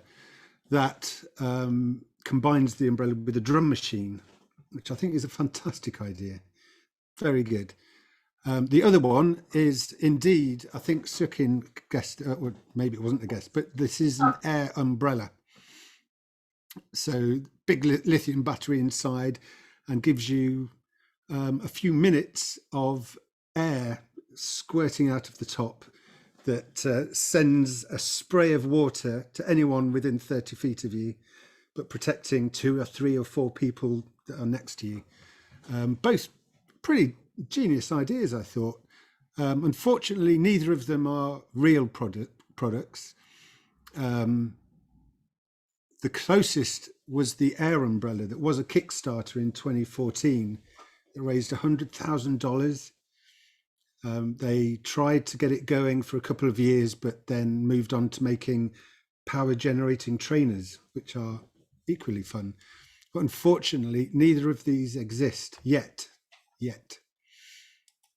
So this got me looking into this a bit deeper. And there's this guy called Rolf Hutt at Delft University who was just playing around with stuff, really. And he got a piezo electronic speaker microphone kind of thing that he stuck to an umbrella, linked it to a Bluetooth headset that he had lying around so he could transmit the data to a phone and then get it into his computer.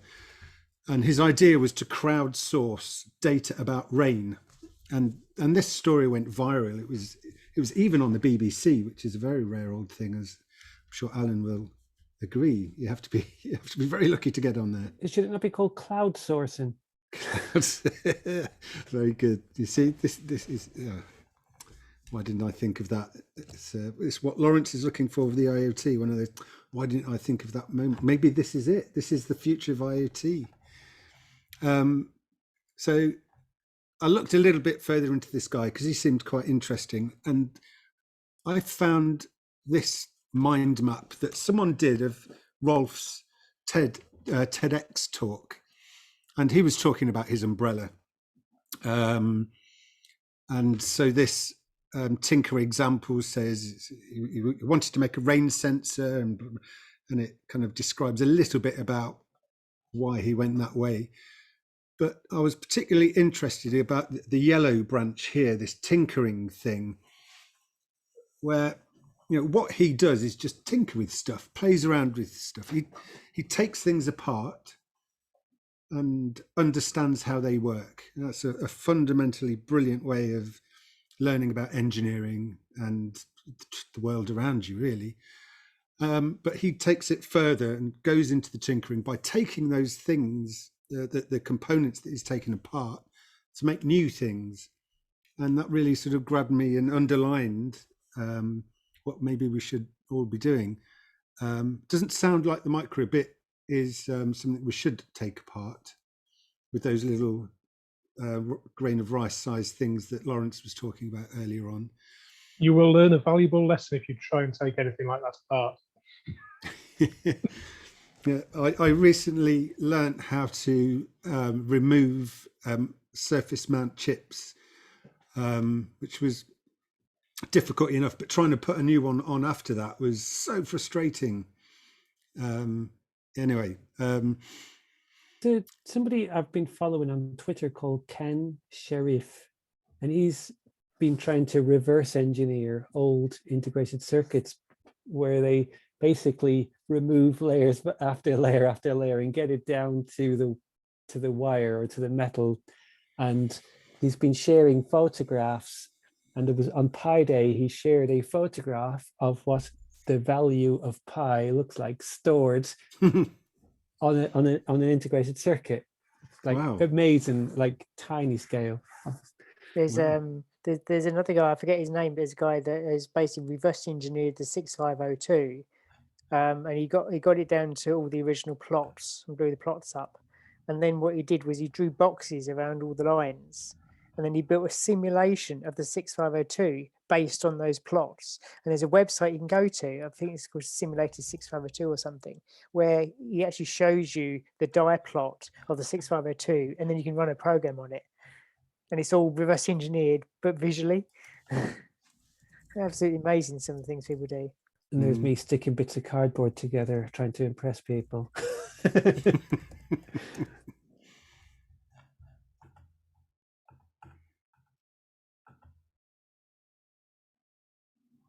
Is the visual 6502 sounds like a good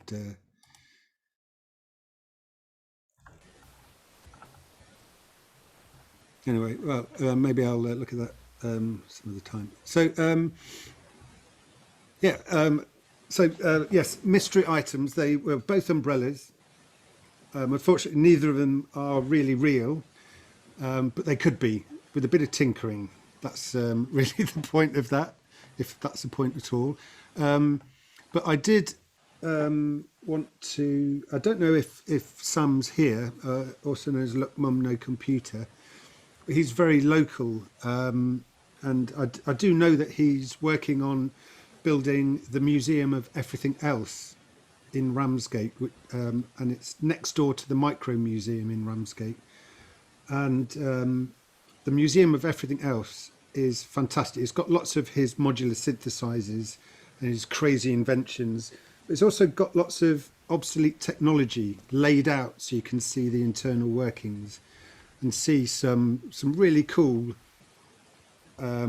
obsolete yesteryear kind of technology. So I'm really looking forward to his museum opening. Lots of interactivity and frankly craziness. It's going to be brilliant. So watch out for when he announces that. So that's coming soon. And Look Mum No Computer is the ultimate tinkerer. His work rate is incredible. And it's always good to support local shenanigans. Didn't know there was a computer museum in Ramsgate. Now I've got a reason to go there. I'm just looking at it now. When you said micro museum, I thought you meant it was Tiny, incredibly weeny. small. It is smaller than the Science Museum, but it's crammed full of goodness. And I'll put that on the in the browser so I don't forget to share it later.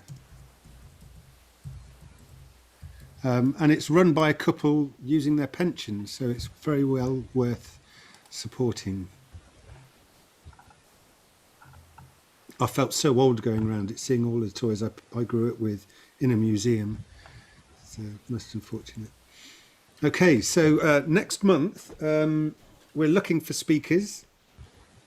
So if you would like to see someone or would like to speak yourself, if you would like to claim one of these wonderful personalized 3D printed things, please put your name forward.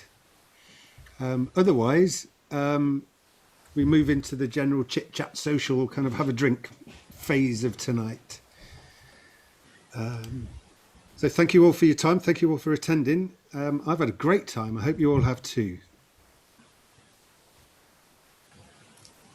Yes, And- thank you very much. Yeah. Thanks to the speakers as well. Yes, thank you. Enjoyed them. Great, superb, as always. Fantastic work. Thanks very much, guys. Yeah, really enjoyed it. Thank you. Could I ask anyone that's a first timer, an irregular person to Thanet Technology, what attracted you to join the group now? Why are you here? Will you come back? I don't know if I'm the only one. I mean, we used to be in resorts, and it's just taken me this long to get around to it. And actually, I hopped into this one specifically because I had a little bit of data that I thought some people might want, which is I've got a year's worth of hourly tide height predictions for Margate, starting from Saturday. If anybody wants that, it's in a JSON format at the moment. I guess you can do what you want with it from there. It is notionally Crown copyright, but I'm just playing around with it as a bit of data for some little projects here. So if anybody wants it, just ping me in the chat and I can upload it. Excellent. I'm also interested in the little projects that you're working on that uses that data. Nothing very exciting. I wanted to. I'm doing I got a pen plotter being driven by a Raspberry Pi. So I'm just plotting out the year of high and low tides and sunrises, sunsets, and full moons, and trying to make something nice with that to put on my wall. Yeah, so That sounds. I'll grab a text print. I seem to remember going out on a neap tide somewhere around there, Botany Bay or somewhere around there, looking for shark's teeth. Well, that's a little thing for you. Basically, you can have a shark's teeth detector, and you can walk out for miles, basically, and you pick up shark's teeth. Wow. Are they ancient shark's teeth, yeah, or like recent? Very, very ancient shark's teeth that look remarkably like seaweed when you're looking down, like half a mile out, toe high in warm water. They look like things that you pick one up and it's a shark's teeth. I had several, so there's lots out there. Do you have one to hand? I'll have a look. If I have, I'll turn on my video. Hang on a moment. Just bear with me a moment. But carry on talking and I'll take you a couple of minutes. I'm not sure if you can see the web page that's I'm showing you here, which is it's Kent's only. That's not museum. an actual photograph, is it? It doesn't own all them Commodore pets and. Oh, they do. That is really there. Wow. Look at that. Oh, I have. Your local cash converters. It's a wonderful place. I have a cardboard ZX81. It's not got a lot of memory. I didn't bring it along. I wonder if they've got any events coming up soon. Well, probably not. It's quite unlikely, isn't it? I'm getting all excited around the lockdown easing. An exhibition of retro computer music and synthesizer technology. Okay. Anyway, so yes, a great place. Right. There we are. Oh, only partial shark's teeth. There's Still enough to do some damage to somebody. Is there some kind of offshore shark dentist in Thanet? Well, there's only bits left of cartilaginous creatures. Oh, a couple of vertebrae, fossilized vertebrae from out there. They've come up from the coast. They were, and Andrew, what do they smell of? The sea. That was the same one. Yeah, but I had some quite big ones, like sort of I don't know, thumbnail sized and slightly bigger sort of thing, and they're there for the picking. Botany Bay, I seem to remember. So is that nearby? It's not. Yes, not really miles away. Yeah. One of the best beaches in the UK. It is indeed a neap. Is it a neap tide? It's a particular. It's coming. It must be coming soon. I seem to remember because it was quite warm. It was cold, but the water was warm because it went out for about half a mile. So on a neap tide, I'll be probably looking for tatties. But I don't know. Maybe with Felix's data on tides, we could build some kind of robot that uses the data from the tides to go out and harvest shark's teeth. Should they ever be useful to us in any way? Is that one of your projects, Felix? One of your secret projects? That hadn't been one of my projects. No, I mean I will. I'll consider the options there. I think the robot might be slightly outside my core competencies. But were you holding something up at the screen? Yeah, this was a test plot. I don't really know if it's very visible or how well this focuses, but sort of see the tides happening up and down every day. Awesome. It's quite nice. I've had this pen plotter for ages, and I keep trying to find a project that's suitable for it, and it feels like quite a nice one. Good. So, does anyone notice anything strange about Andrew's clock? I'm not sure you can see it. I'll get it off the wall. It is there. 1, 2, 3, 4, 5, 6, 7. I'll- Oh, well, why? I won't spoil it. It's my birthday present for my brother, who's ex-BBC, by the way, engineer. It's a clock tool. It's an octal. It's an octal. Oh, I see. I think yes, it's a copy of Red October on DVD on the video disc. So there you go. That's a video disc as well. Yeah. A multi-layered thing. I didn't realise they were analog. Do you know that? Apparently analog recording. I thought it was digital, but not. What was the storage capacity? Not very much. No. I think it's half an hour per side of video. Full movies were kind of LP sized. Because when I was at school, and David was in the 1980s, we were involved in what was known as the Doomsday Project. So my history teacher asked me to type some things in on a BBC Micro that were going to be stored on an archive of video laser discs. And they discovered years later, it was supposed to be, kept for hundreds of years, and they discovered a few years later that the storage medium had all just basically disintegrated, and they hadn't been manufactured properly. They're still on the archive, the Internet Archive. Well, what they did manage to do was a project led by George Auckland, who was originally part of the telephonic workshop or whatever. Anyway, so they managed to retrieve the data from different discs because they hadn't all damaged in the same place.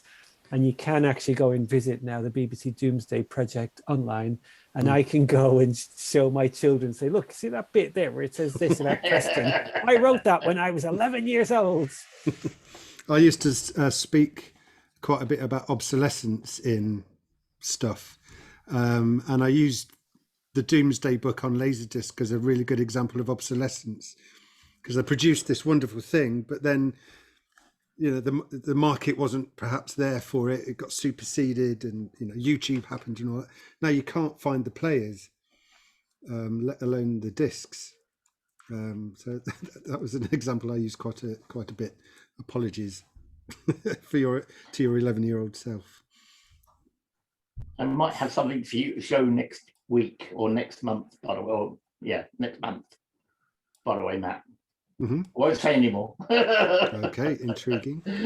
And I was wondering, Felix, was that a volunteering to talk about your pen plotter project, or not? I mean, I will really happily talk for 10 minutes about some fun things to do with tides. I've gotten unhealthily into tides since moving down here. So if you'd like to I really would. Yes, I think have that, unlocking the other half of Margate, the wet bit, is really important.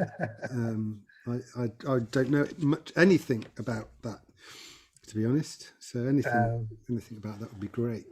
Yeah, really, I'd be really happy to do that and talk through my code for this.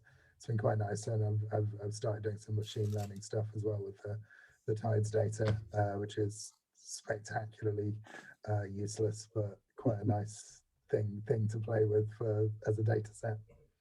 Cool. I just love the idea that Crown copyright or whatever seem to think is it secret the way the moon goes round. Yeah, something quite King-Canute. Something quite King-Canute about that, isn't it? Yeah, you need to apply to the UK Hydrographic Office. You need to pay for the data, which is why I'm very happy to share it, because amortize that payment between us. But not only do you need to pay for it, you also need to request a copyright usage for non-commercial stuff. Which just seems it's because I've got a website with it on as well. So if you go to time and tide, like timeandtide.te, that is basically my website I use to figure out if I can walk my dog on the beach by my house or if it's tidally locked. It's I realized that I should not have been doing that. So I like to be right in the eyes of the UK Hydrographic Office. You never know when you'll need them, so I thought I'd do the right thing. What was that web page, please, Felix? Time and Tide, but with it's .de at the end. Okay. I'll pop it in the chat. It is again spectacularly. My favourite kind of user unless interface, you- nice and plain. Yes. There's an object at the Science Museum that we visit sometimes in the mathematics gallery. So it's a Commodore PET with a whole load of hardware attached to it. Are you familiar with that, Felix? I don't think so. A tide prediction device. Right. I'm trying to find. I won't give away too much before if Matt wants me to speak next week, or next month. But the up until well after Colossus, etc., tides were generally done with analog computers. It was lots of cogs and so on, because really you're just there are a lot of factors. Obviously the moon is overridingly the factor, but there are about 20 other inputs into the Fourier transform of the sine curve of tides, which is why I guess there is a copyright, because as soon as you know those 20 numbers for Margate, you're laughing.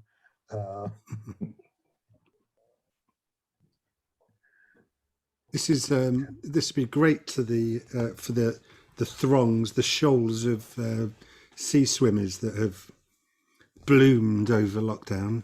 I do actually need to put whether the tidal pool is viable on this, because yeah, that's been a feature request has come in already on that. I'll add it to the Asana. Felix, I'll put a link in the chat to I've got photos of this object in the Science Museum. Yeah, I'd love to see that. On the last Wednesday of every month, the Science Museum London is open in the evening, and prior to lockdown, on that last Wednesday every month, I'd meet up with a group of people and we'd go around and we'd pick different objects and we'd try each month to. And one month, Nick decided he was going to talk to us about the object I've sent the link to. So the thing I recognize is Commodore PET, but it has this piece of hardware attached to it, and it's a really substantial piece of hardware. Yes, has printers and plotters and all sorts, and it is connected with tidal prediction. I'm trying to find the information plaque that goes with it. Oh, no, that's a different one. There's a William Thompson one from 1872. That's in the case next to it. That's not the one using the Commodore PET.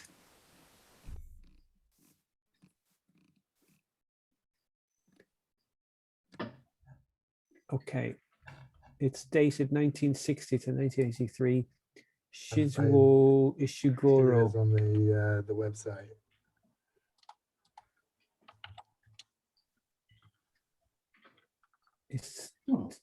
It's prompted by an increase in research after a devastating North Sea flood.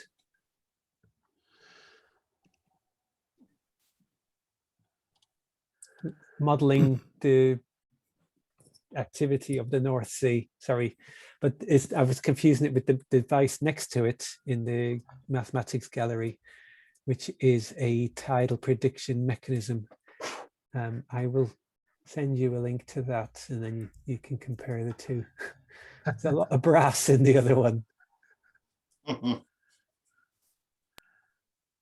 I'm just in the oceanography section of the Science Museum. That's me lost. Well, it's the mathematics gallery. I think they just have two objects associated. Thank you, Lawrence. Good night. I hope to see you soon.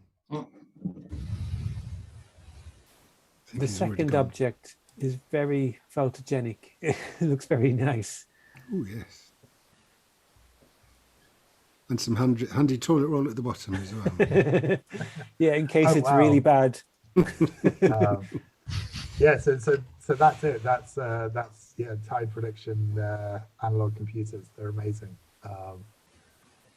And yeah, beautiful. well, I will probably pop off as well because my neighbour is inviting me to the pub, more prosaically, and craving real world at the moment. But Matt, I'll be in touch and we'll sort that out for next month. Great, yeah.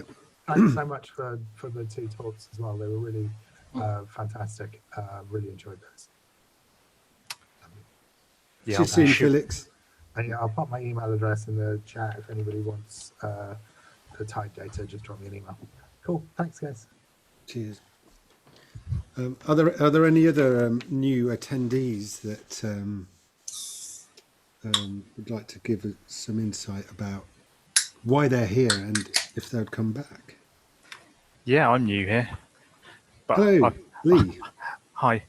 Yeah, I'm mostly here because Lawrence announced he was doing this talk on another group that we're both on, which I can't remember which one it is now, last week sometime. And then I saw Alan was here. So I go to the his jam quite regularly as well. So I thought I'd drop in here and see what's going on here.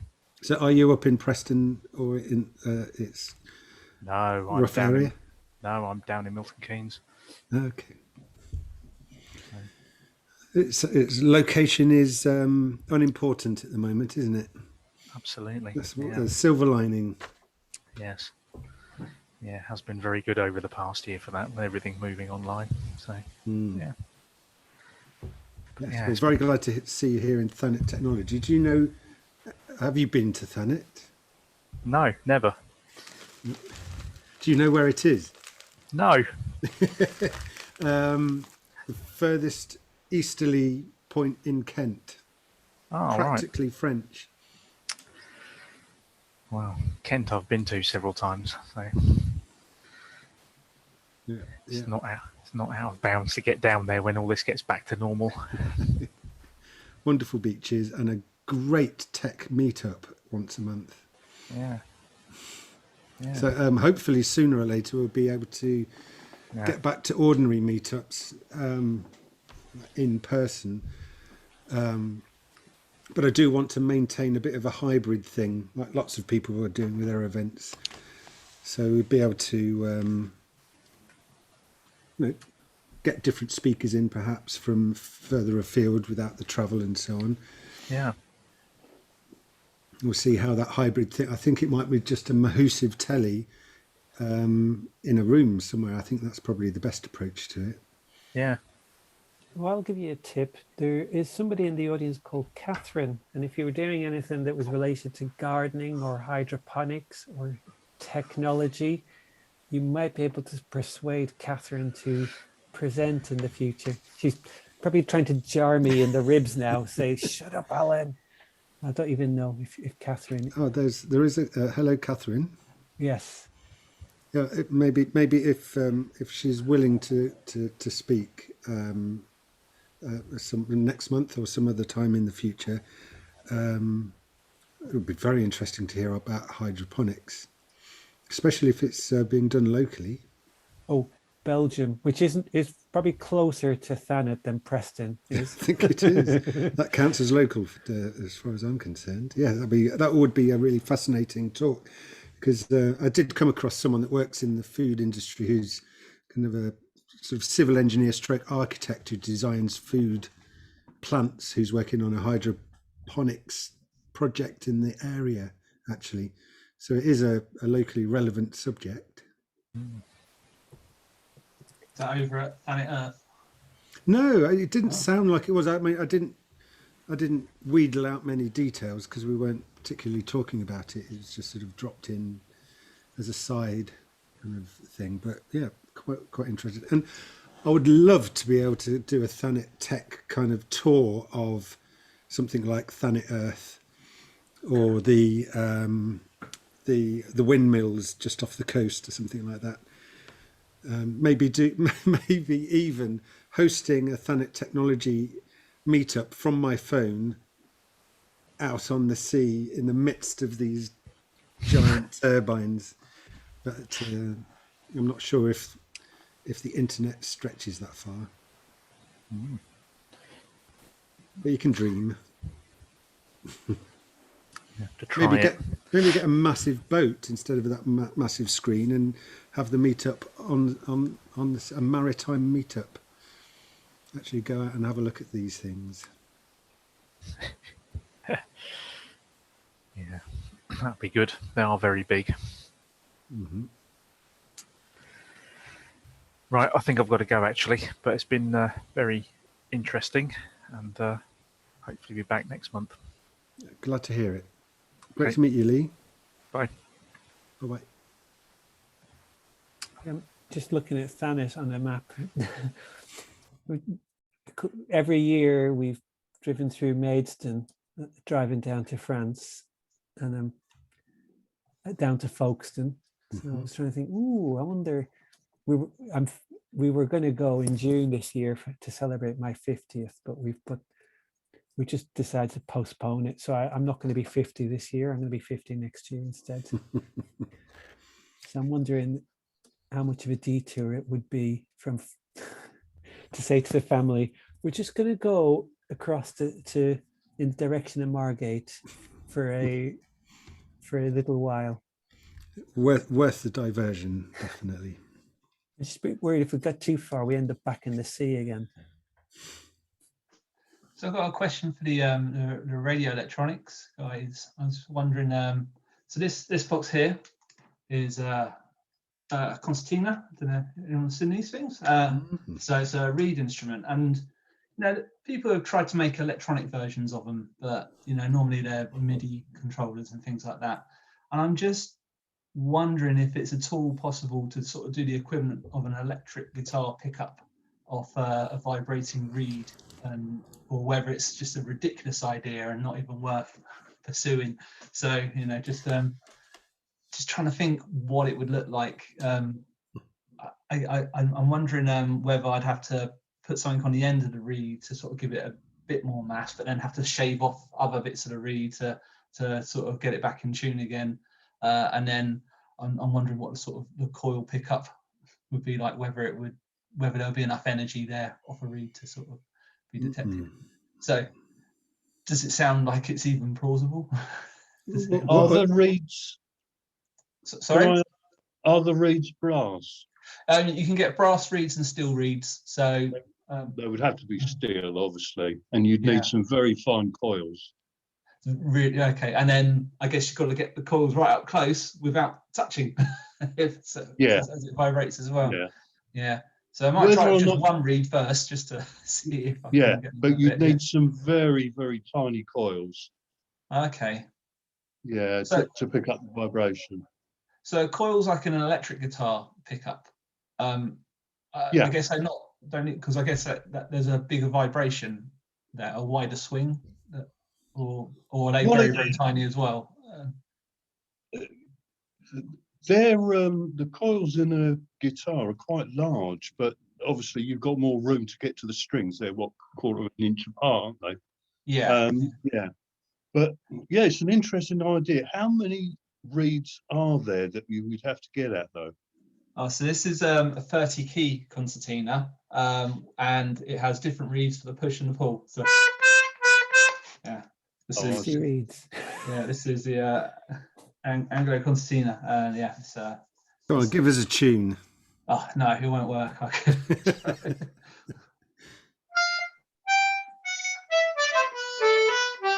Does it have a key, Dan? Sorry? Is it set in a key? Yeah, this is a G and a D concertina. And I had what's called concertina face or melodeon face. As you start playing, you start to pull faces. It's brilliant. A squeeze to box play something in G, I have a reeded instrument. I might be able to jam along. Excellent. Well, we've been finding all the sort of jam sessions don't work over Zoom, unfortunately. Our ukulele group had that problem, but we just instead of playing together, one person would play and everyone else would play muted. And that worked as best. But we'd still do a group one at least one during the night, because it's hilarious trying to play along together over Zoom with all the delays. Excellent. So it'll be another reason Alan comes to the Tartar Frigate in Broadstairs when the sessions start again. Dan, I was going to ask, like, to what end? So it sounded like you were saying, I want to build a solution, but I don't know what the problem is you're trying to solve. No, I would like the problem is sometimes it's quite a noisy instrument. So if you are trying to do some sort of practice, I'd like to find a way of sort of having a reeded instrument with almost like no natural amplification from the body. But then also just to make some interesting, have some interesting sort of effects and things like that. Because I was going to suggest you abandon the reeds altogether. So I used to play tenor sax in a big band, and it's one of those instruments, it's very difficult to practice at home because of the noise, and it echoes around. And you can buy, for things like trumpets, you can buy mutes, which do significant, but something like a saxophone where the air is coming out all those ways, it's just not possible. Now, I wonder if, have you seen the electronic flutes? What do they do? Like there's a Yamaha electronic flute. Oh, okay. It doesn't look like a flute. It doesn't sound like a flute. It's a stick with lots of mechanical moving electromechanical parts on it. But whether you might be better off trying to start small and just actually build something that behaves like an accordion or a melodeon without having the reeds. So, because if it's simply for a practicing kind of thing, you want it to have the same kind of resistance, don't you? Yes, yeah. So it may be it's more about that, and then creating something that sounds, because you wouldn't be performing, would you, with an electronic? Well, I know I barely play at the session, to be honest, so I'm very unlikely to perform anyway. But I just thought it would be interesting to play with. But yeah, I think it would be for personal enjoyment, and headphones occasionally as well when I'm trying not to wind everyone up. The other thing is you can still buy, I've seen these acoustic hoods that they used to sell for the early dot matrix printers. Have you ever seen these great big things? You just put two holes in it, you put the concertina inside, and you have these, and it's soundproofed. So this is like what you see people on little scooters in Europe when it's horribly cold weather, and they've got these sort of big mittens going onto the handlebars. So you've just got the same for the concertina. Excellent. They look like upside down urinals.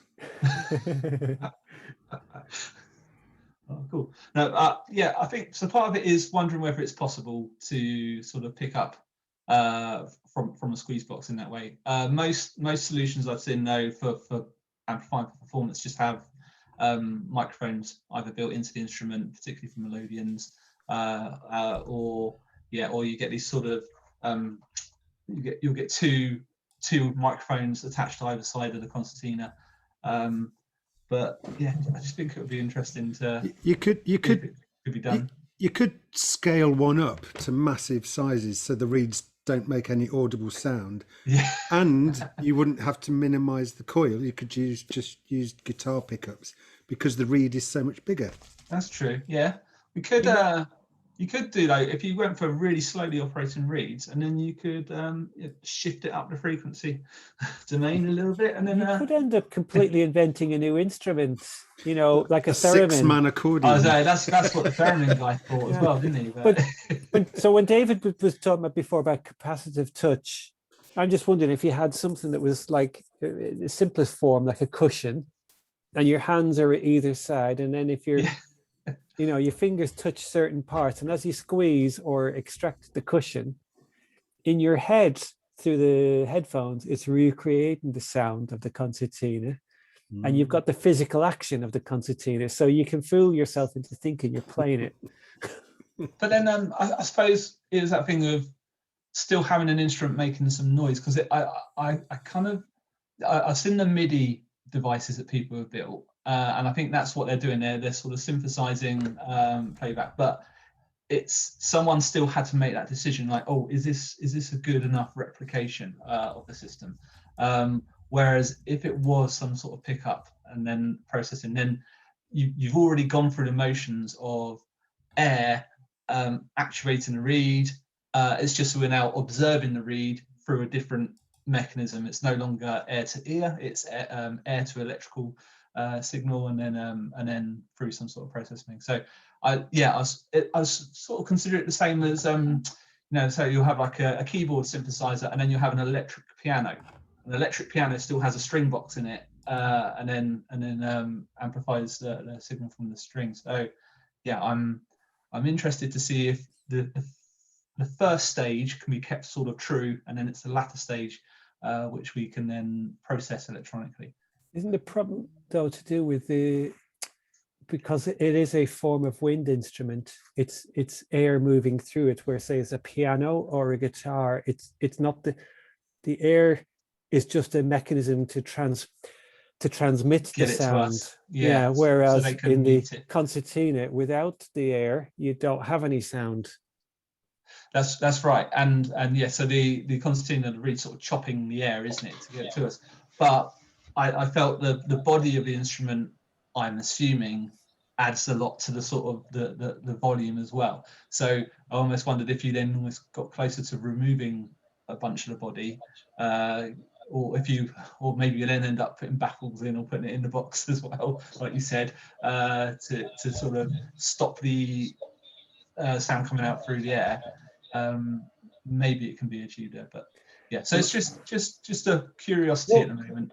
What about just having the squeeze mechanism, okay, that you would open and close, and have a small aperture in it, and have a pressure transducer that would measure the oscillation of the air.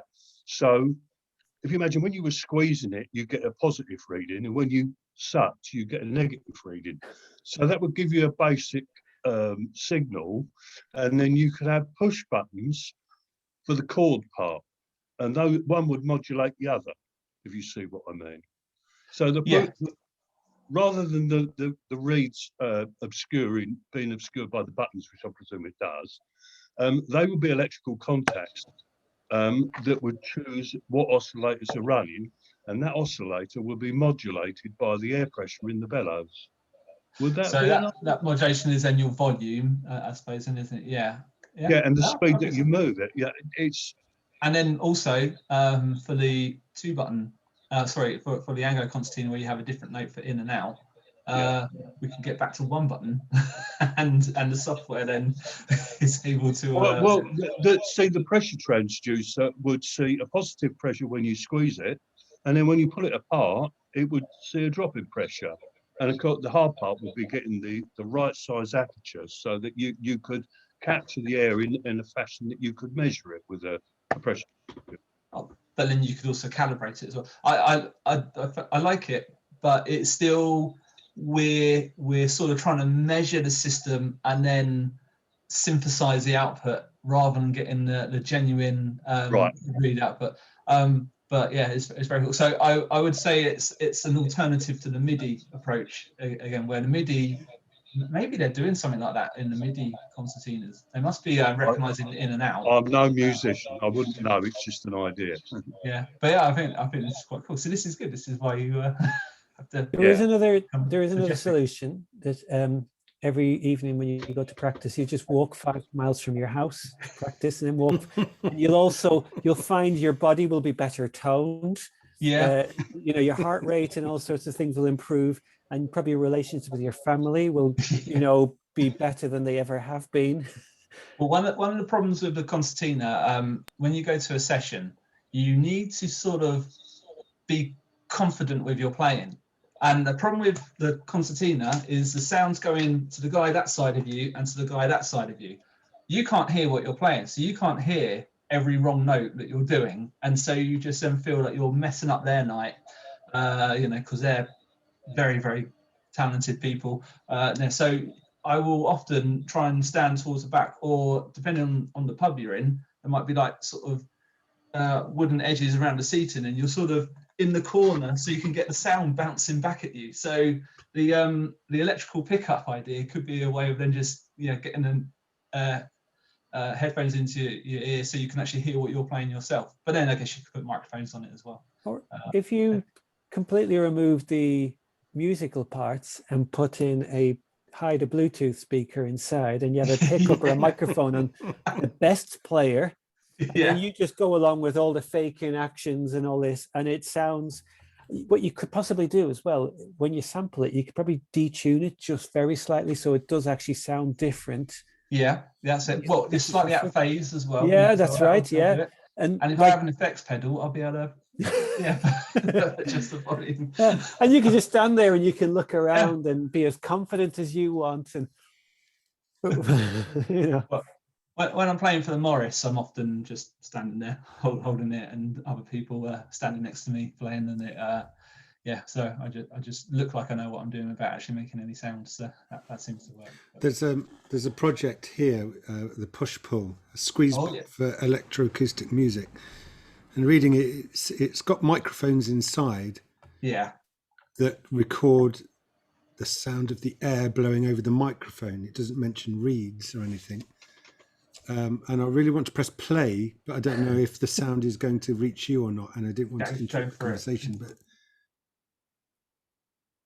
I think you have to turn on audio sharing. Can you hear anything? No. But when you share screen, you can say share computer audio as well. But it doesn't matter, Matt, because Dan's going to play his concertina just for added musical effects. Here we go. Okay. Well, it looks awesome.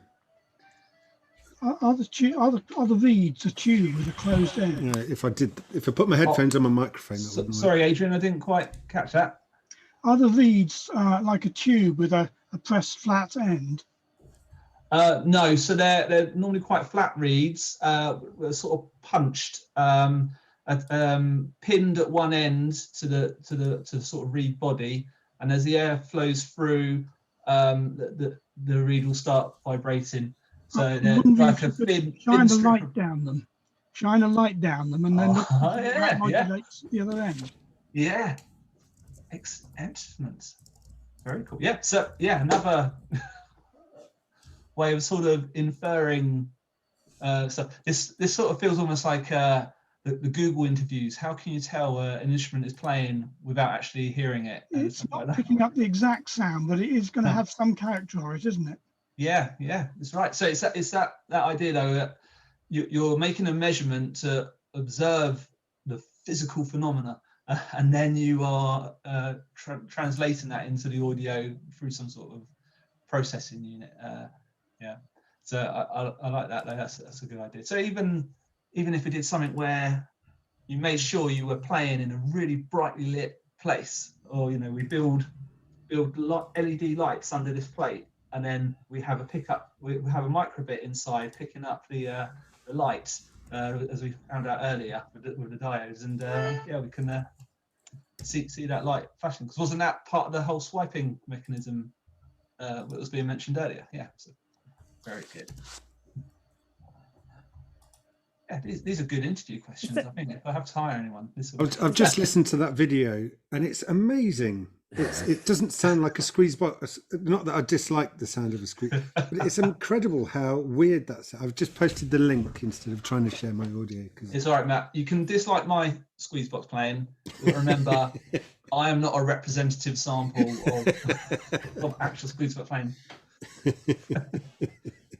By the way, the Ukulele Orchestra of Great Britain are going to be at Folk Week for the closing night. Tickets are already selling. Wow.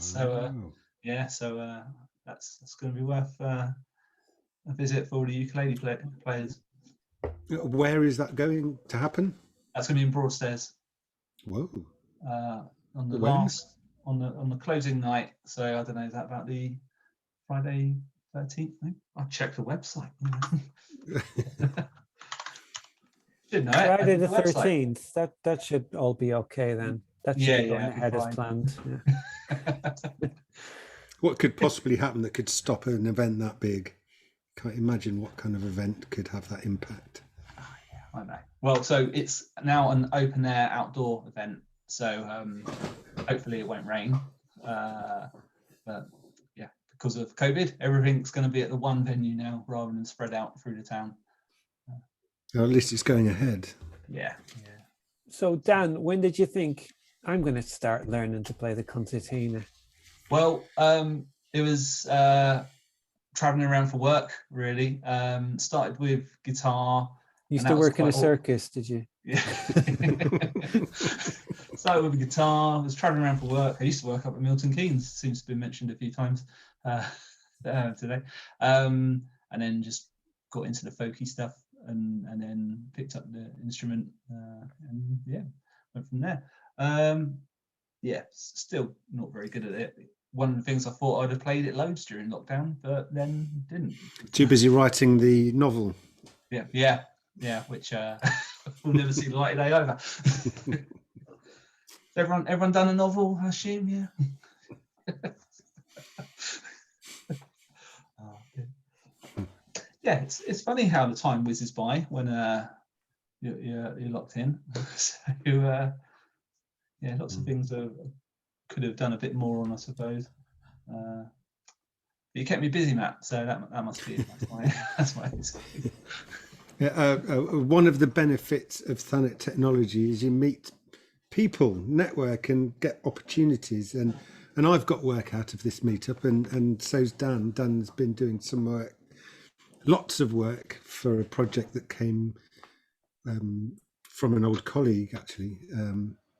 So this is an entertaining group, but yep. I think we're trying to make this something good for Thanet, because it's not all about art. That's not supposed to sound bitter, but the more opportunities that people get, the better, I think. And that's a really good example, isn't it, Dan? Yeah. It was one of the things I've been wanting to come along to the meetup for years. I was on the mailing list for it, but because I was traveling up to London all the time or over to Europe and stuff for work, I never got the chance. I just wasn't home very much. And then year before last, I stopped going to London, started doing more local stuff, and then had a chance to go to the meetup. And then opportunities are there, aren't they? Just gotta get out there. Yeah. And talking of opportunities, Andy from Southend, it's a shame the Steamettes couldn't do their Morse code thing today, but I've heard more about your group of Steamettes, and you've got vast numbers, haven't you?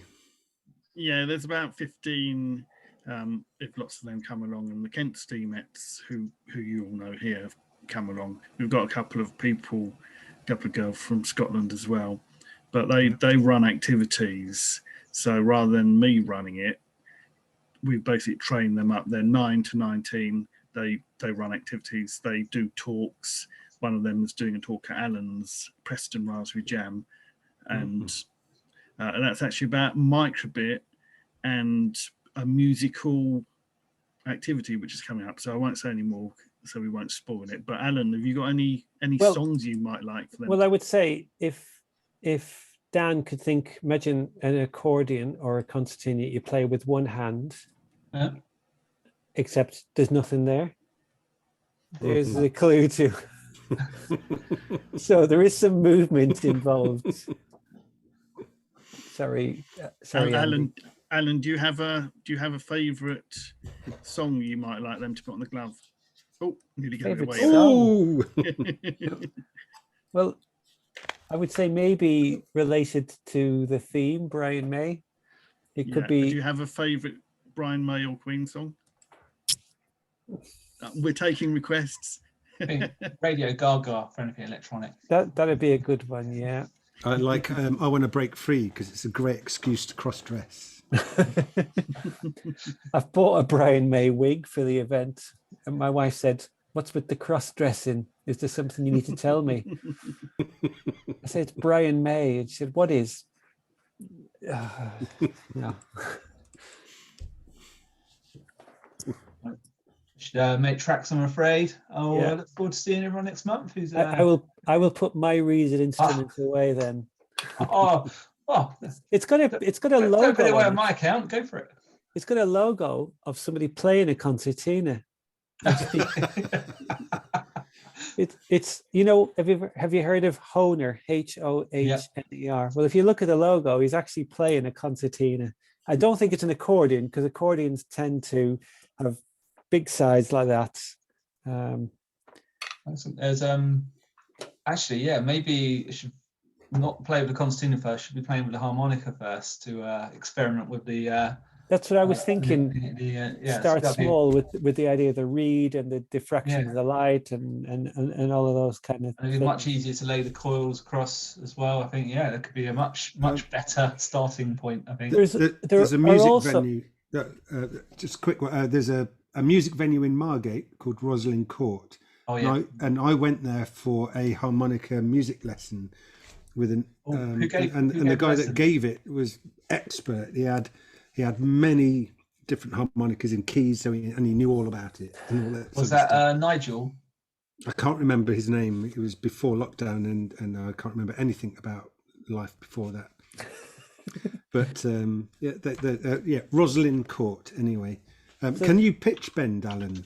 Yes, you have to do this thing with your tongue where you lift it and pull it back. But as I was thinking of pitch bending earlier, I was thinking there are certain metals, smart materials, that when you bend them, they change their their resistance? They change, their properties change as you bend them. Yeah. These smart materials.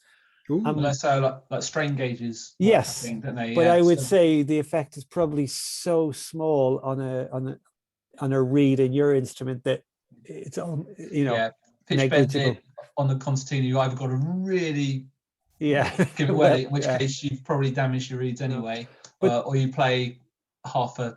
But the reeds are bent, but even when you're playing, the reeds are bending as they vibrate. But I think the effect would be too small to measure. I think Adrian's shout about the light is a good one. Yeah, that's oh, I see what you mean when you're talking about measuring. I think making a 6-foot concertina is the way to go. Well, the Geeker is the place to do it. If there's anywhere. Two fast cars, one at either end to forward and reverse quickly. Maybe there's a grant to get this off the ground somewhere. It'd be great for dirges, wouldn't it? Because you couldn't do fast music with that. It'd have to be a. Brilliant, excellent. Thank you very much, everyone. I'll say good night. Appreciate it. Bye-bye. I'm going to use that as my opportunity to go. So thank you as well. I'm heading off now. Thank you, Matt. And if you would like a trinket, please do email me an address to send I went it to your Facebook page before and I sent a message via Facebook because you did encourage us to do so. So I've done that. So let's see. Okay. Thank you very much. Bye. Bye-bye. Matt, what's your email you're using? You just put it in the chat for us. Sure. And also, I saw you did a thing about lasers. I think you had 2 lasers. Yes. Is that from your laser cutter, or was it a separate thing? No, that was from Sean Prickimage. He's a video DJ and that kind of stuff. He's got into projection, got fed up with it because it's just not very good at live events, and got into lasering. So he's Margate's resident laserist. And he came around because I was looking at some software libraries that might help him do something a bit funky with them. So it was a small laser box, not quite a pro thing, but very cool. To see the light refracting through things was wonderful. Yeah, so that was a proper laser projector there. And is that all safe? You said it's not a commercial one, but well, the safety comes from the operator, really, rather than any laser projector is safe in the right hands, and the opposite is true as well, I suppose. So I'm no expert laser person. I was terrified during that session with the laser. So I was wearing my green laser goggles the whole time, whether or not it was on or off, just in case. But yeah, it was beautiful actually to see it in real life. I don't know if everyone's seen it, but it was just a laser projection through some sort of opaque. It was in the enclosure for my laser cutter, but it was shining the G of the geekery on there. But because of the refresh rate of my camera on my phone, it kind of drew itself because it was capturing the scan of the laser. So it was actually a static image, but it looked animated because of the camera's frequency, which was quite, actually turned out, I thought, quite a cool look. Yeah, done with galvo mirrors, isn't it? Very Big pardon? fast moving mirror. It's done with galvanometer mirrors, some of Yes. them. Yeah, you could hear them when you did complex shapes. You could hear them really clattering away. Yeah, I've got a 3-color laser that I bought, but I've not got round to buying the mirrors yet. But I intend to have a play with one of them. But getting back to the laser disc, my mate gave me one, broken one, yonks ago, and I spent ages getting the laser out, tube laser, ruby laser, I think it was, and the power supply, and I repurposed that. So it was the first time I'd had a play with the laser. It was great. But it was the death of the laser displayer, but it wasn't worth it. Yeah, just to join the two together. Great people on tonight, Matt. They were, weren't they? Yeah. So I don't know if John Hislop's still here, but he reached out to Alan to ask him to present here. And because of that education kind of theme, I knew Lawrence from way back. So I invited him to come along. It was a really, I thought it was a nice pairing of the two to hear all of those insights about the microbit and to hear from Dave Whale as well. Sort of, it almost felt like privileged information. It was brilliant. And to see the prototype board of the first microbit, that just felt like a bit of a moment for me. John's lent me a microbit because it's one I've missed out on. I've played with virtually all the other boards, but not the microbit. So I've been having a bit of a play with that. It does so much on that one board, as opposed to say something like the Arduino, where you have to buy all the bits for it. Yeah. With the microbit, everything's on it. You're away. Yeah, and it's really easy for beginners to get started. And as was mentioned today, it uses the ARM embed system if you're more professional. Yeah, I'm a tinkerer. I'm not a professional, but I've played with most of the controllers going back to the pickaxe, stuff way before that. But very interesting piece of kit. Yeah, and Alan was a very entertaining speaker. Yes, without a doubt. As expected, it was very, very good. And the problem is, how do you follow this month and last month? John, what's which speakers are you going to get for us next time? I've got someone lined up from America. Oh, excellent. He dropped in and dropped out again this evening. His children are learning Morse together with our STEAMettes. So that's the link. Very good. But he's a bit of a tinkerer, makes things. So we'll see if we can get him on next time. Very, very good. His YouTube channel is called Until Robots Replace Us. Okay, I'm going to look that up. Let me just change my...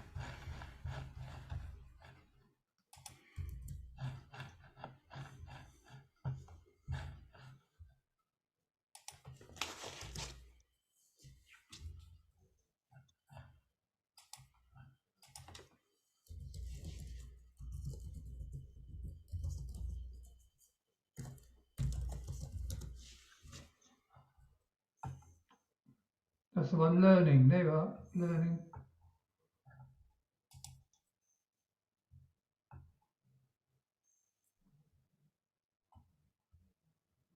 Awesome.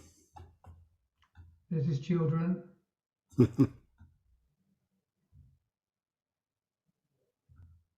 Making and teaching.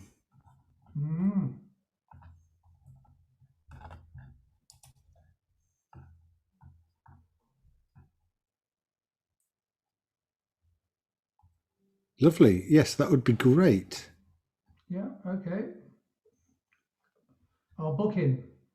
Excellent. This could be the start of a promising career for you, John, booking geek speakers. Producer. Yeah.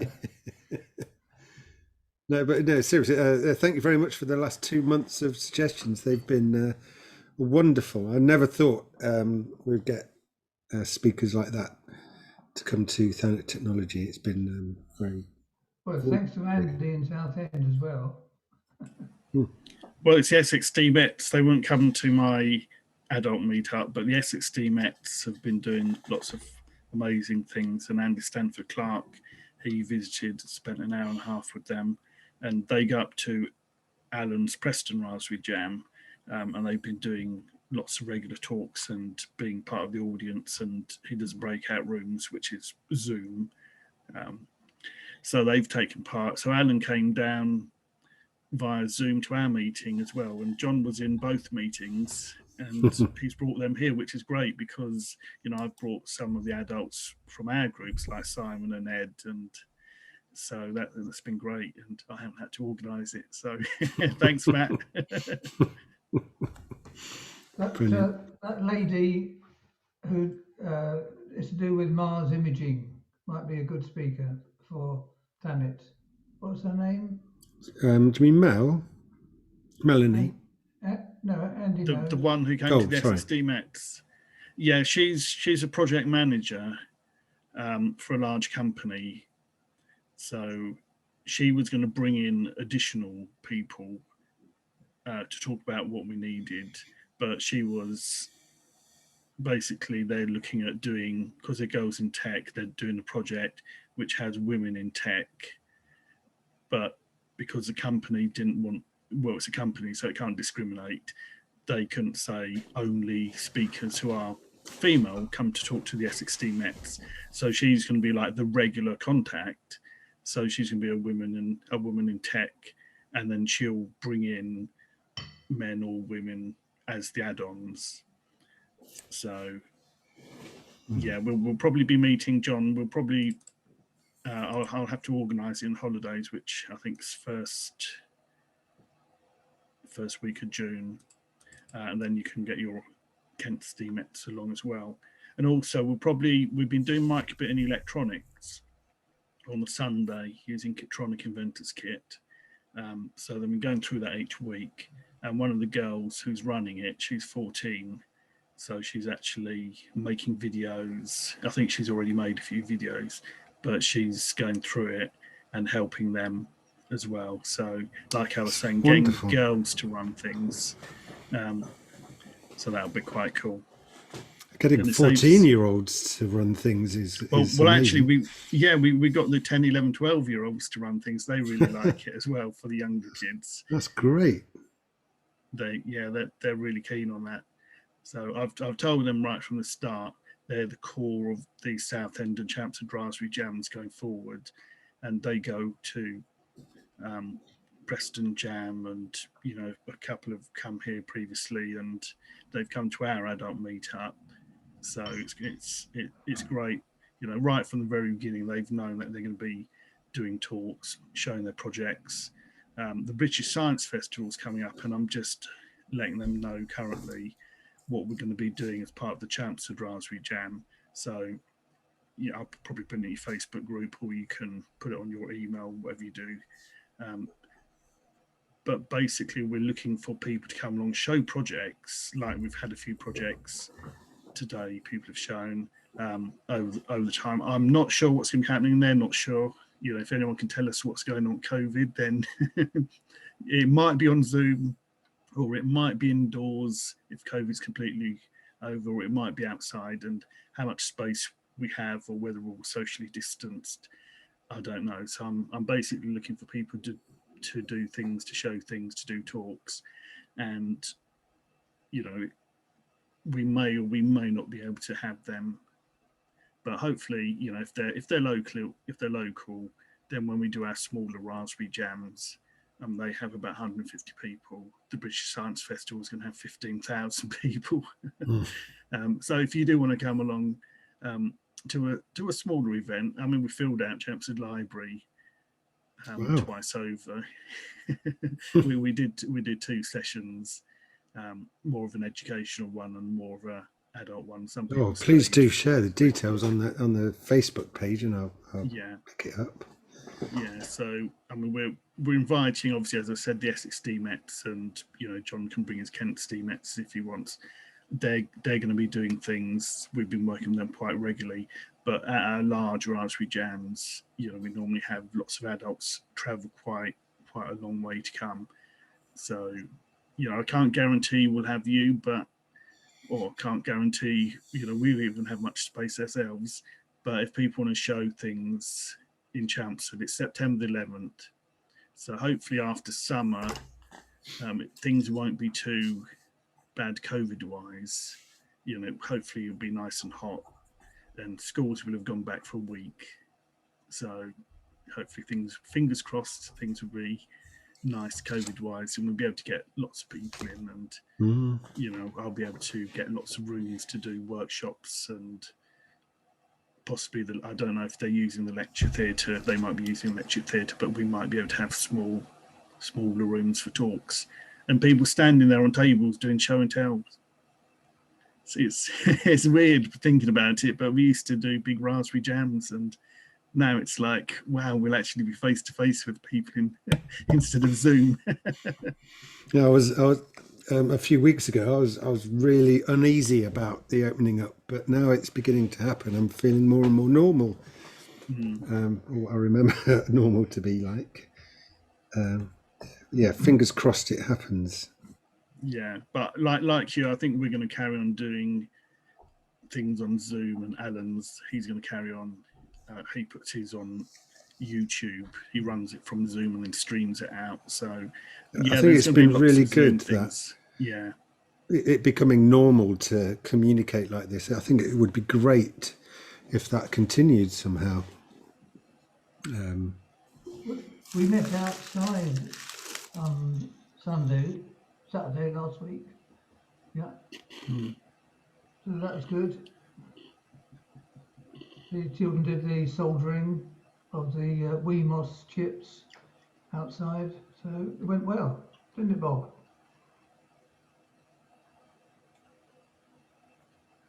Sorry, yes, indeed it did. Yes, the soldering iron was out as usual. Yes. Yeah, our Essex Steamettes, most of them haven't met anyone, met each other. So it's going to be interesting when we start to meet up. And because they're recruited online, as I mentioned, some are from Scotland, they're quite regular. But even in Essex, some are at the top of Essex and some are in Southend, and they're about 45, 50 minutes travel, possibly more if there's traffic jams. So yeah, I'm not sure where we're going to meet up. It sounds like the hybrid thing is a necessity rather than a nice to have.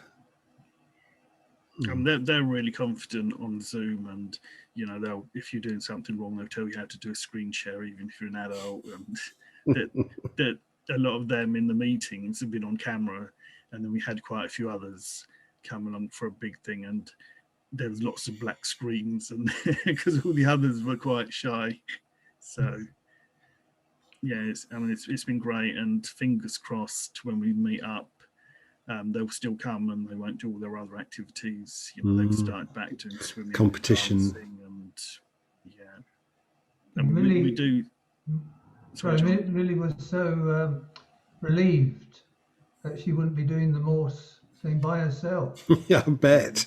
I would be nervous to do that on my own if I've only done it with a group of people. So yes, so the three of them will support each other. Well, we have the Americans. Do you think they would like to do the mystery item? Yes, that's a good idea. Yes, or whatever they wanted, actually. But in fact, we might have a mystery item lined up. Oh, wow, that's good already. Yeah. Yes. My very, friend, very good. Tim Long, astronomer, has put something up on Facebook, and I haven't a clue what it is. And he's asked, what is it? If I looked, if I went to that now, would that be a spoiler? Shall I? I won't look for it now. I'll wait for next month. Yeah. What we could do, Okay. I'm thinking maybe possibly some of the Essex teammates will come along and we could have a bit of a young person's thing next week. No, I'd be very happy to do that. Very, very happy to do that. So as I mentioned, we're doing a musical microbit thing. So one of the girls is going, or possibly two, going to Preston Raspberry Jam to talk about it in, I think, about 10 days. They're going to do like a little announcement. We'll be recruiting some people. And I think, I'm not sure if we're going to run last year's one again, or if we're just going to do the second one. But I think they're going to do last year's one, which is online, so you can do it any time. But I think they're going to do that in June, and then in the holidays, they're going to do the new one. So we'll see. I'm having a discussion tomorrow with them, got a Zoom call, so I'll find out more. But that'll be quite interesting. So I don't know if, John, if you want to join us on Zoom to do it, your Steamits. When's this, sorry? We'll probably do it on Sundays at 2:00. It depends on when they come out, to be honest. Last time in the holidays, they did it every 3 days, like Monday, Wednesday, and Friday. So every 2 days, 3 times a week, because there's 10. They had 10 last year. So I don't know exactly, because they've not announced it publicly. But there was a free giveaway where if you had the microbit, the add-ons you needed got sponsored, and I think they gave away 3,000 of the kits which you needed. So they had some speakers and some jumper wires so that you could do what you could do. And I won't, well, it was a bit of cloth, as I kind of mentioned earlier. It was a glove. So it's, yeah, that might happen as well. So I'll let everyone know, and I'll be shouting about it so you can get your kit. I think they want it for kids. But yeah, certainly when it happens, I'll be saying, quick, go and get one of your gloves, and we'll be running online sessions. Hopefully, all things being well, as long as everyone keeps on going past June 21st. It's exciting, all of this. Meeting new people, doing cool stuff. Actually, I'm finding with this meetup and so on.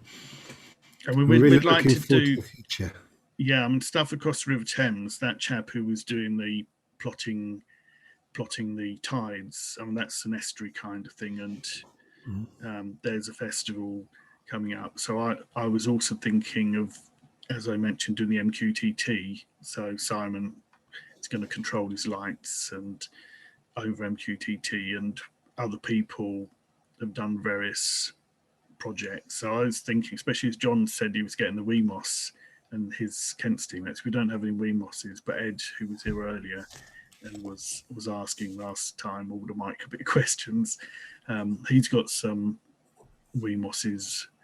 So we might, possibly have a little look at that, as well as the Raspberry Pi and doing it. But certainly once we've set up the MQTT system, then we can send any data to it and we can receive any data. And then it's just a bit of programming of what we do, whether we turn Simon's lights blue, or whether we, get our LED arrays going, or make some sound or music, or if we control it using our sensors or a web page or something like that. So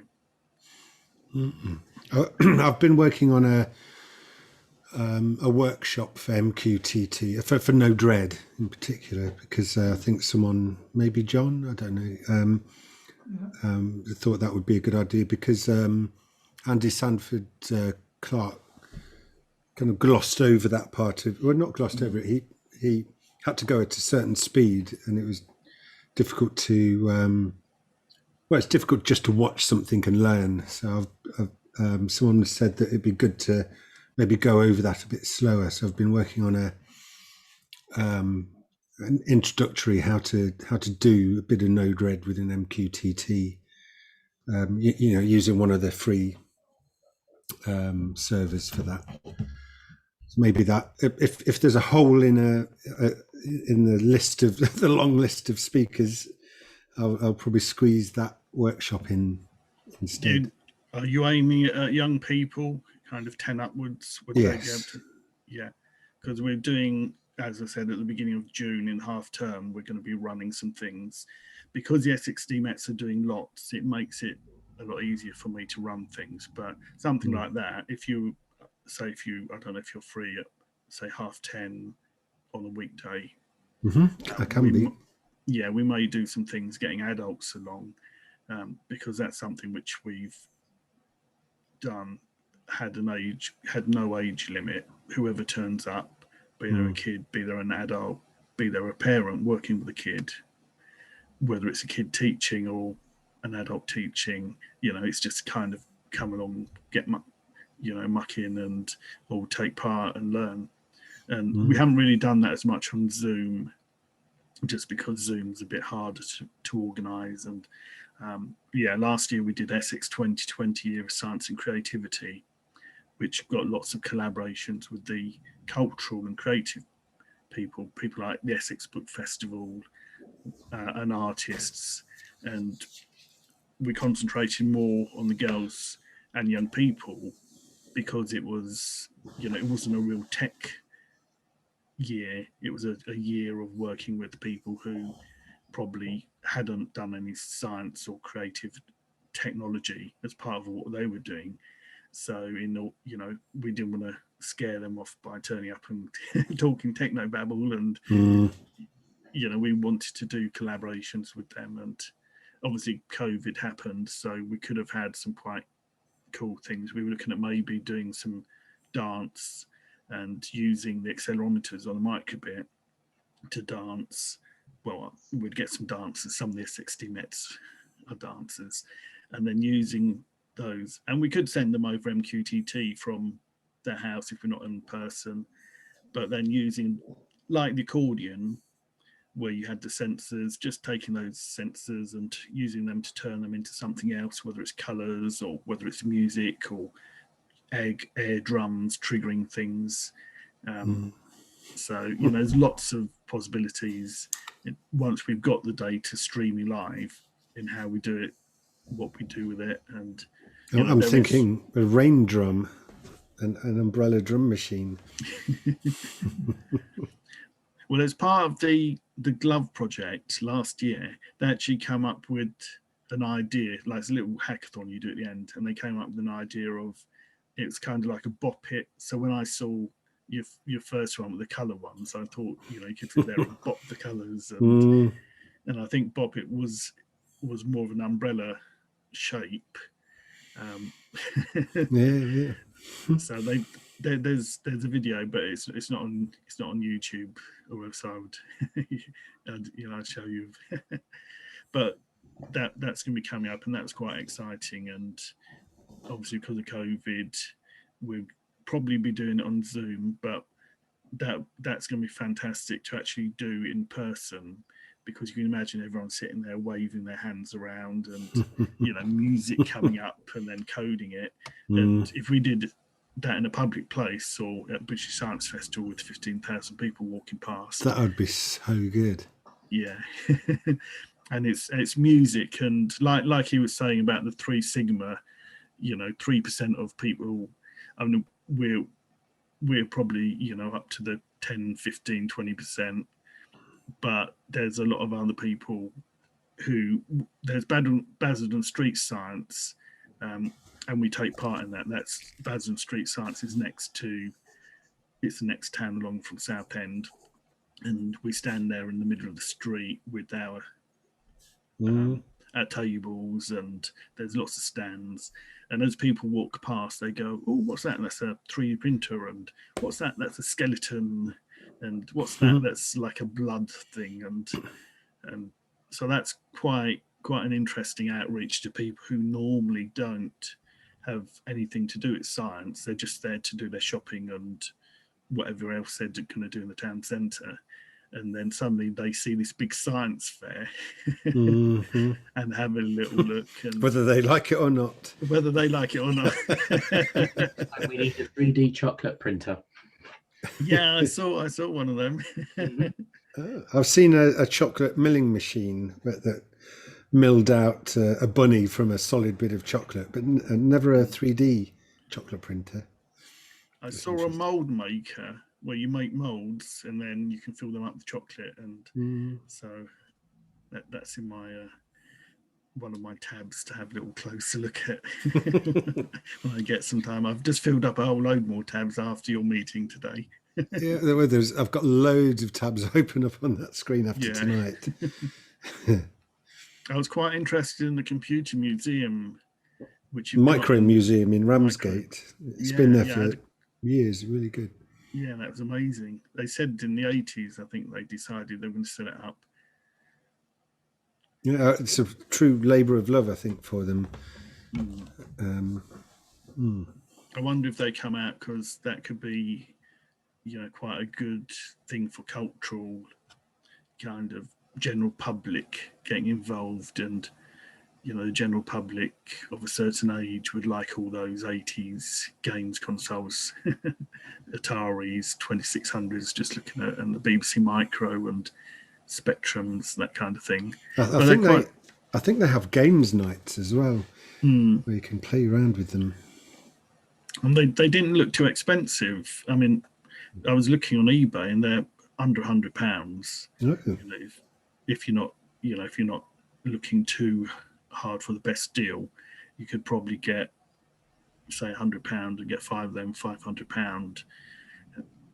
I thought it'd be thousands, but obviously a lot of people have got them. And well, there are events companies that get these retro gaming platforms and maintain them, but they take them to festivals and all sorts of events, so that I guess people of a certain age again would kind of like that kind of thing at their weddings, even, where people can go and play the games from their childhood. Yeah, but I was thinking of that kind of thing, but I think they'd probably charge more than £500, so we could get it, and then we've got a meetup of retro gamers doing, working out how to plug it into a HDMI socket. There's a guy who lives in Margate who volunteers at the Micro Museum, but he also runs events called the Cliff's Edge, which are retro game evenings, and he always themes them around some subject or other. And he's got so many different consoles and games and so on, but he selects the games according to the theme. So it's a bit of an interface between the STEM and STEAM. So he brings a bit of artistry to the event with his selection of themes. But it's a real labour of love keeping those machines working, I think. Yeah, it could be a whole other meetup group. But lots of skills like electronics, and that is Simon going to see in the chat? Simon, you off? Yeah, I've got to go and put the rabbits to bed. Okay, we're not doing that meeting tomorrow. No, because I've got to go and pick up Kira and take her back to Nottingham this weekend. Yeah, but just in case you weren't, we're not going to do it then. So no, we're meeting on Monday. Yeah, we meet on Monday, and then it's on Thursday, first Thursday of the month as well. All right. So I think Meat Lotion, who's here, I won't be able to do Thursday because the local elections, but I will be there on Monday. Yeah, okie doke. Yes. Bye. It's, Bye-bye. Yeah, so Simon's one of our regulars, but we've never actually met him in person because he's only been coming a year.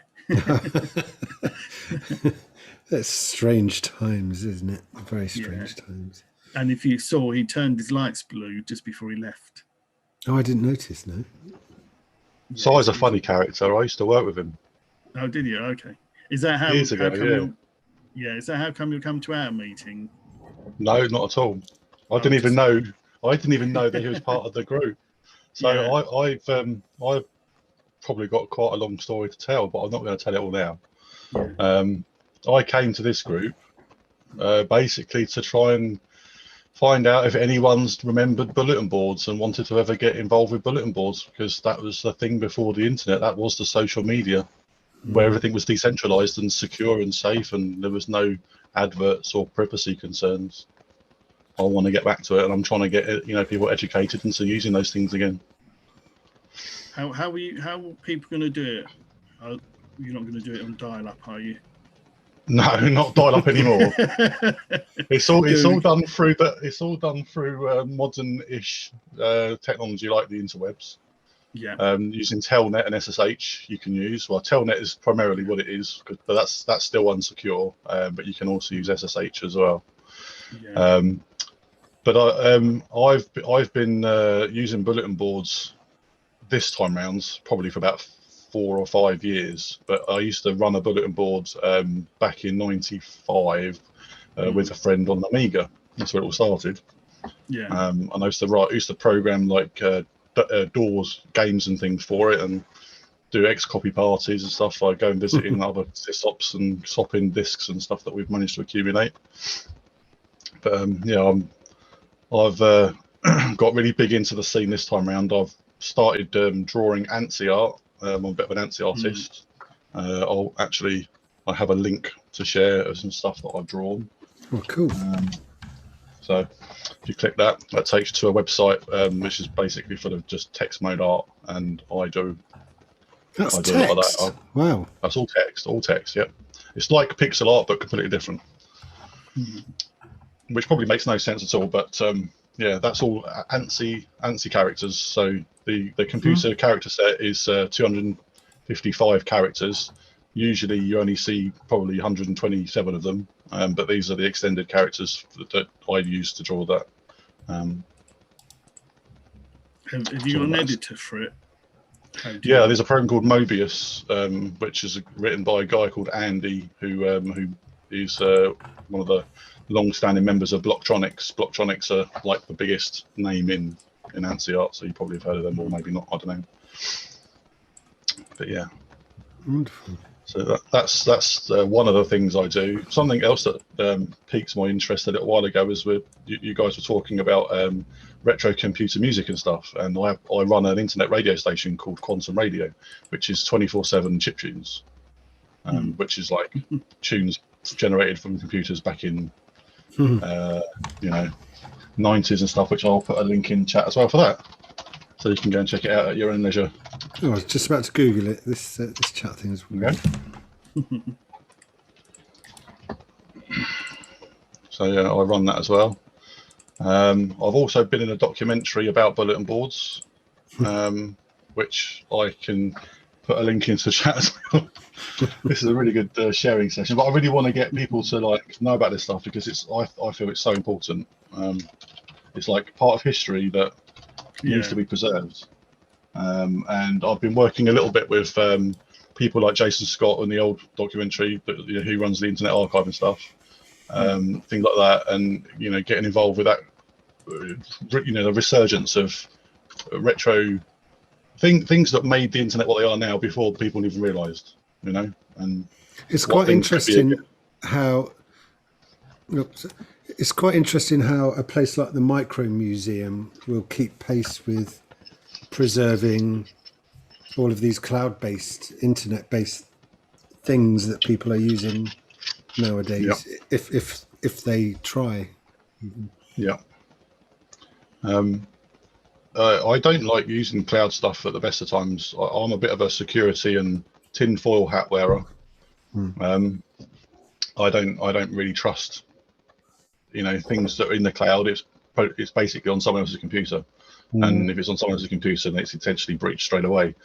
I've created, I don't know if you've ever heard of things called CTFs, or capture the flags, where people can go on and ethically hack things to to find vulnerabilities and stuff, or be presented with awareness of such vulnerabilities. Well, I created my own CTF for some of the community that I run. And it's had quite a lot of positive feedback on it, but I think it's quite important to let people learn how to hack ethically, so they can not just try and break stuff, but realize just how weak things really are. You know, and you can do some things really easily, can have quite a catastrophic effect on things. That sounds like a potential technology talk. Have you got any Really really interesting. easy capture of the flag ones? Because with the SXT Mets and then with the boys, as we start to do mixed things, I've been showing them me SSHing into my web server, updating my certificate on Let's Encrypt. And some of them have got Raspberry Pis, so we're going to be looking at things like SSH and Linux command line as is. So you know, I'm not describing it as hacking or ethical hacking, whatever. I'm describing it as Linux and networking, which we're looking at. But obviously, I have looked at some capture the flag ones, but they're really advanced. You know, they're the kind of things where the stuff that I've got isn't massively advanced. I wouldn't say it's designed for the absolute beginner. It's probably aimed at someone that would already have that kind of drive to try and figure out things in a Linux command line or whatever. And it's not just about Linux. I mean, majority of it has been pretty much Linux, but there are other challenges on there that kind of, you know, branch out a little bit from just a Linux thing. But yeah, I wouldn't say it's aimed at like the absolute beginner. So I mean, obviously, as I mentioned, we're learning with the SXT Mets, but they're quite beginners. But we've been doing our Raspberry Jams for 7 years. So some of the people who came there when they were 7 or 8 are now 14, 15, and you know, that's one of the reasons why we haven't done that many regular 11 to 19-year-old things with the boys who've been coming 7 years, because you know, it's beyond my abilities to do all the different things that they're now doing. Well, I'll give you a sort of a real brief overview of the first challenge, which is the thing that kind of gets you into the whole CTF, if you like. You SSH as user 01 to my CTF server. Yeah. And when you SSH in with the password user01, instantly you're presented with a man page. That's your shell, a man page. And the idea is that you've got to try and figure out how to break out of the man page, but into a shell on the server. And then when you do that, in that folder that you're in will be a text file that has a flag in it, or instruction on how to proceed. So it's not like massively hard. It's quite an easy challenge. If someone's been using Linux for a little while, they would know man pages and they know all the different shortcut keys on what they do or how to find them. Google's also a good help in that one, I suppose. But it wouldn't be aimed at someone that's completely fresh at Linux. So someone that hasn't seen it before would probably struggle. Yeah. So I mean, that's the kind of thing where I'm thinking about. So you know, they could do a cat text, and then they could move around and do ls. So yeah, I mean that's all basic stuff in there. Once they've broken through that first man page and figured out how to break into the shell, then it's just a matter of catting a text file, and that's where the instruction is to proceed. Yeah, we're using Replit to do some of our Python coding, and Replit has a Python REPL, and it also now they've just introduced a terminal as well. So you know, that really opens things up for us playing around with the terminal and doing things. And you know, I don't think we'll be able to do exciting things because it's on the Replit server. But just moving around directories, making a directory, doing a cat on a file, that will, you know, that'll be enough to get us started on the Linux command line. And then obviously Raspberry Pi was going to be the next stage once we've met up in person. But some of them got Raspberry Pi, some of them don't. But something like the capture of the flag, you know, sort of thing we could do as an event where people sit there and work on it. And on a broader, slightly less educational thing, we could do an event on the BBS and the art. Is it ASCII art or ANSI art?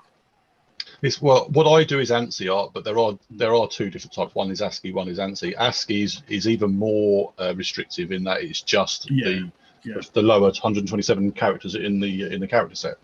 So that's all the ones that you would normally use on a keyboard. You know, slashes, minuses, pluses, letters, numbers, things like that. But what I do is, at the moment, particularly, is ANSI.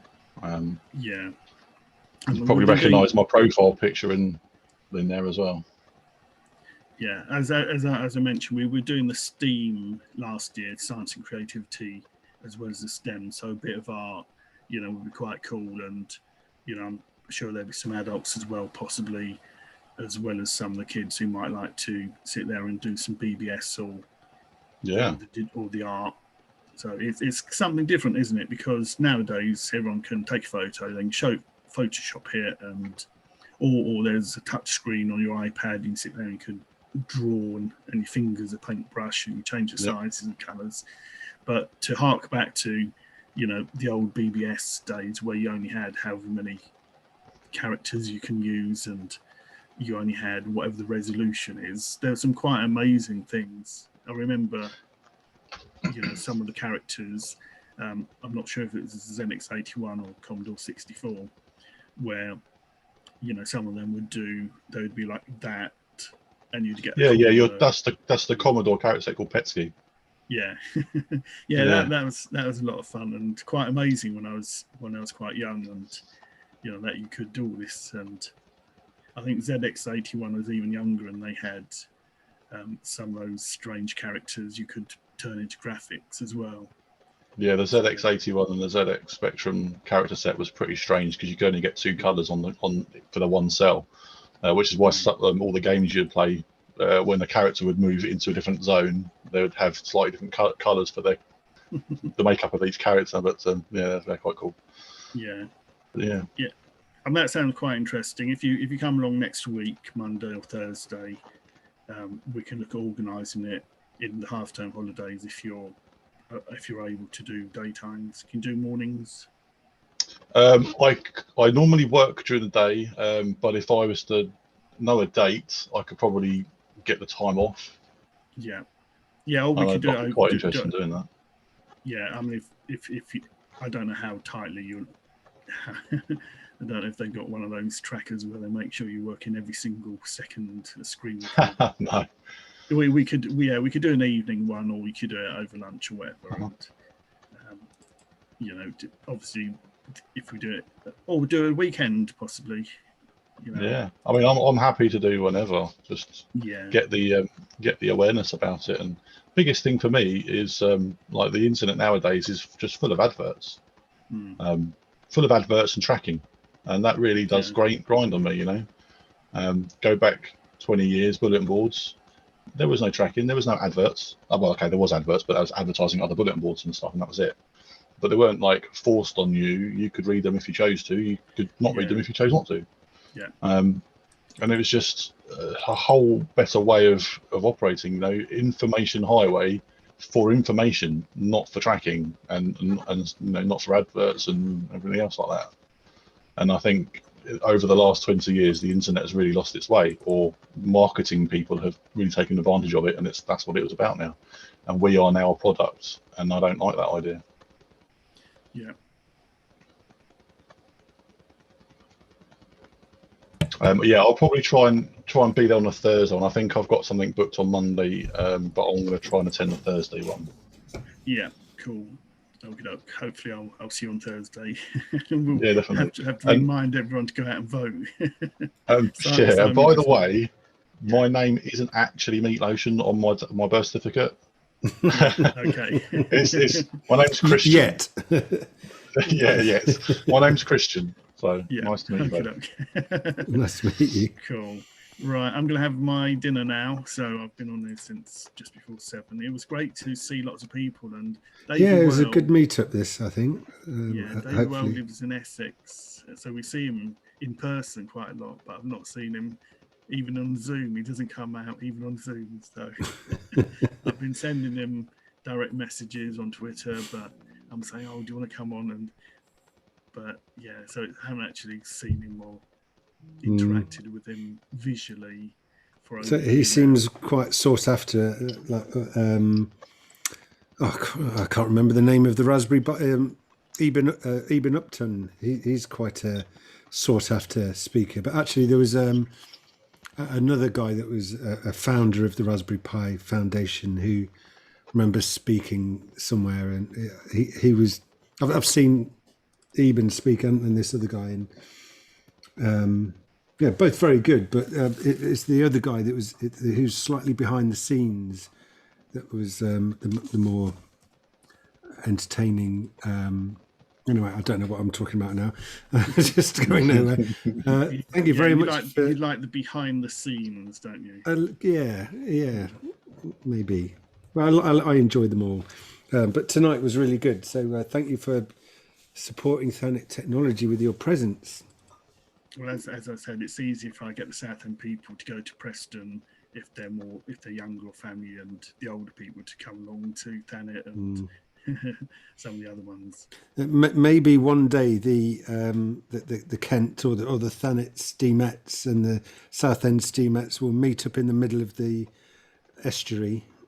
Hopefully we'll be at the edges and doing radio, so we work with Essex Ham come to all our Raspberry Jams, and obviously John's part of his ham radio group, and his girls were doing CubeSats.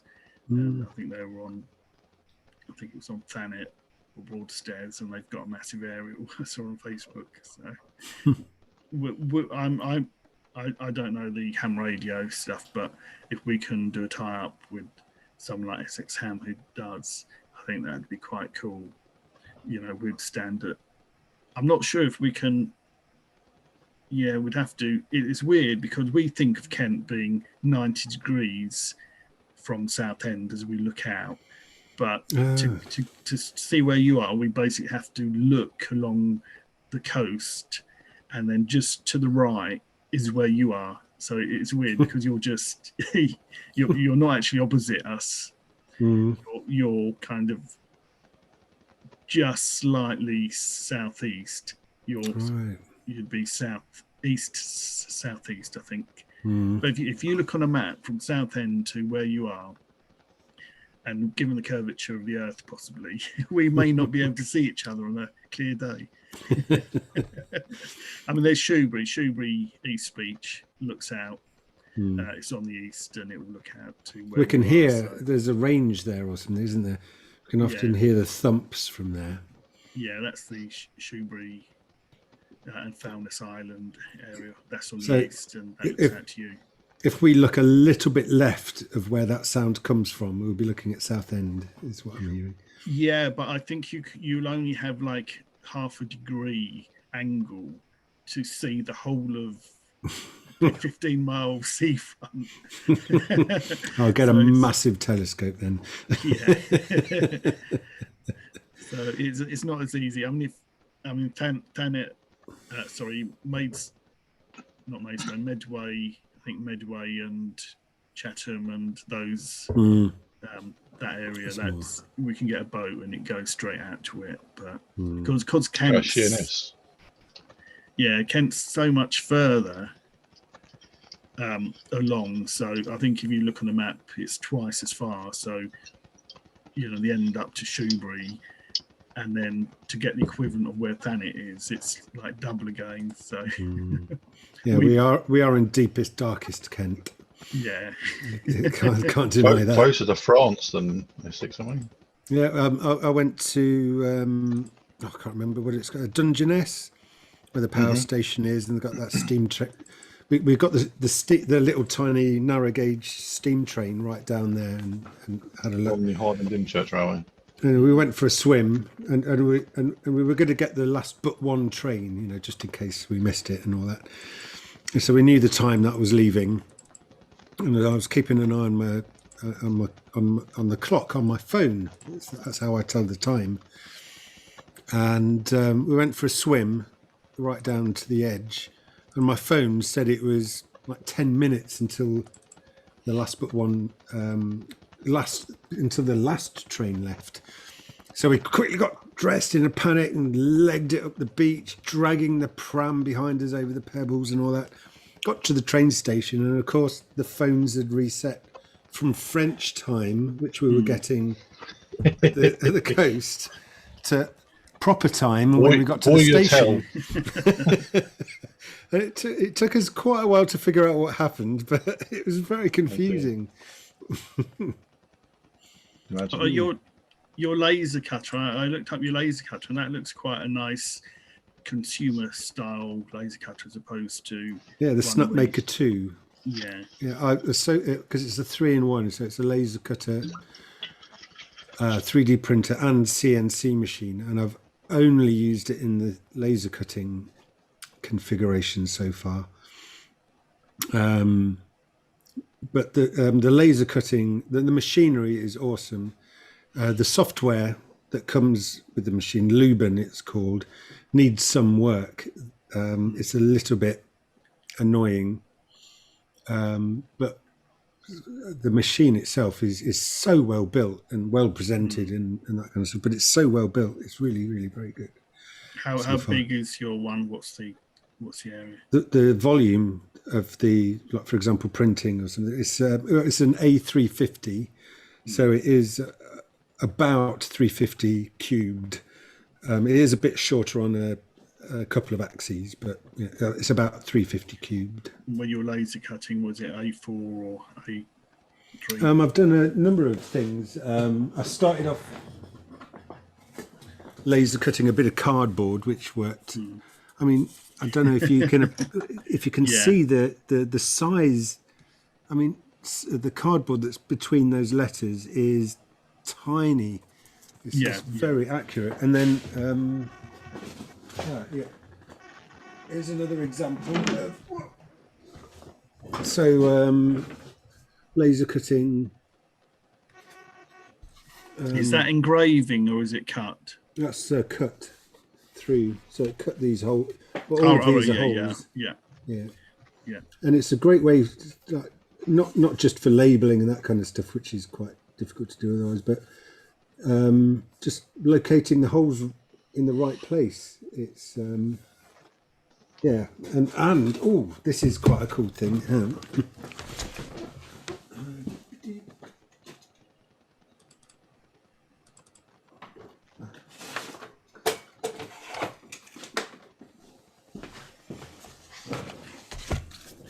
There's an online tool that allows you to design boxes and gives you an SVG file or whatever it was, and it just fits together perfectly. It's just so easy to just change a couple of parameters, get the length, and you can have lids and curvy boxes and all sorts of stuff. It just opened up a whole world of making. Yeah, I've been trying to find a way to store these in a good way for years, and this is working out all right actually. But yeah, I would highly recommend the Snapmaker 2 thing. Which one did you get? I saw there's a number of different sizes. A350. I think that's the biggest one. I think there's an A250. I don't know, is there an A300? Is the one in the middle? I don't know, but there's definitely an A250 that is cheaper but smaller, but not. Can you engrave with that, or is it just cutting? You can engrave with it, yes. Yeah, you can. Oh wow, I'm thinking about doing some ANSI art in that, engraving that into some wood. Yeah, and they also produce an add-on, like a rotary thing, so you can engrave glasses, tubes, that sort of thing. Yes, I've engraved a photograph as well as line art type stuff. Mm-hmm. It's very good. Does it work in Linux? Not sure actually. The Luben software, not sure. But so you can produce the G-code files using any software. I'm a bit reticent about that because I've never actually done it. But you can put the files on a USB stick or something like that and plug it in. So you could, if you could produce the G-code. Okay. So I think it's safe to say you could produce the shape file, for want of a better word, the instructions on any computer, because it probably uses G-code. I can't quite remember now. It's been a while. Can you network it? Is it Wi-Fi? Yes, I use it over Wi-Fi. Yeah, and I haven't had any problems with that at all. It's very good. But equally, have other people used it with you or come round to the geekery? I've had a couple of people come around with a particular thing that he needed done, and I've demonstrated and that kind of thing. But I think the lockdown has stopped them coming back, or they've run out of money for this side project they're working on, that kind of stuff. Yeah. Okay, cool. But I'm thinking of doing events like a 3D printing competition to get people to come down with their different 3D printers. I'd love to see an Aldi 3D printer in the flesh and see how that performed and that kind of thing. Yeah, they were quite cheap, weren't they? 250 quid for a... Yeah. Anyway, from a shop one. So yeah, a great evening, but I think it's time to call it to a close. I hope to see you next month. Great to see you tonight. Right, no problem. All right, cheers, Matt. Cheerio. Good night. Bye bye. Take care, guys. See you.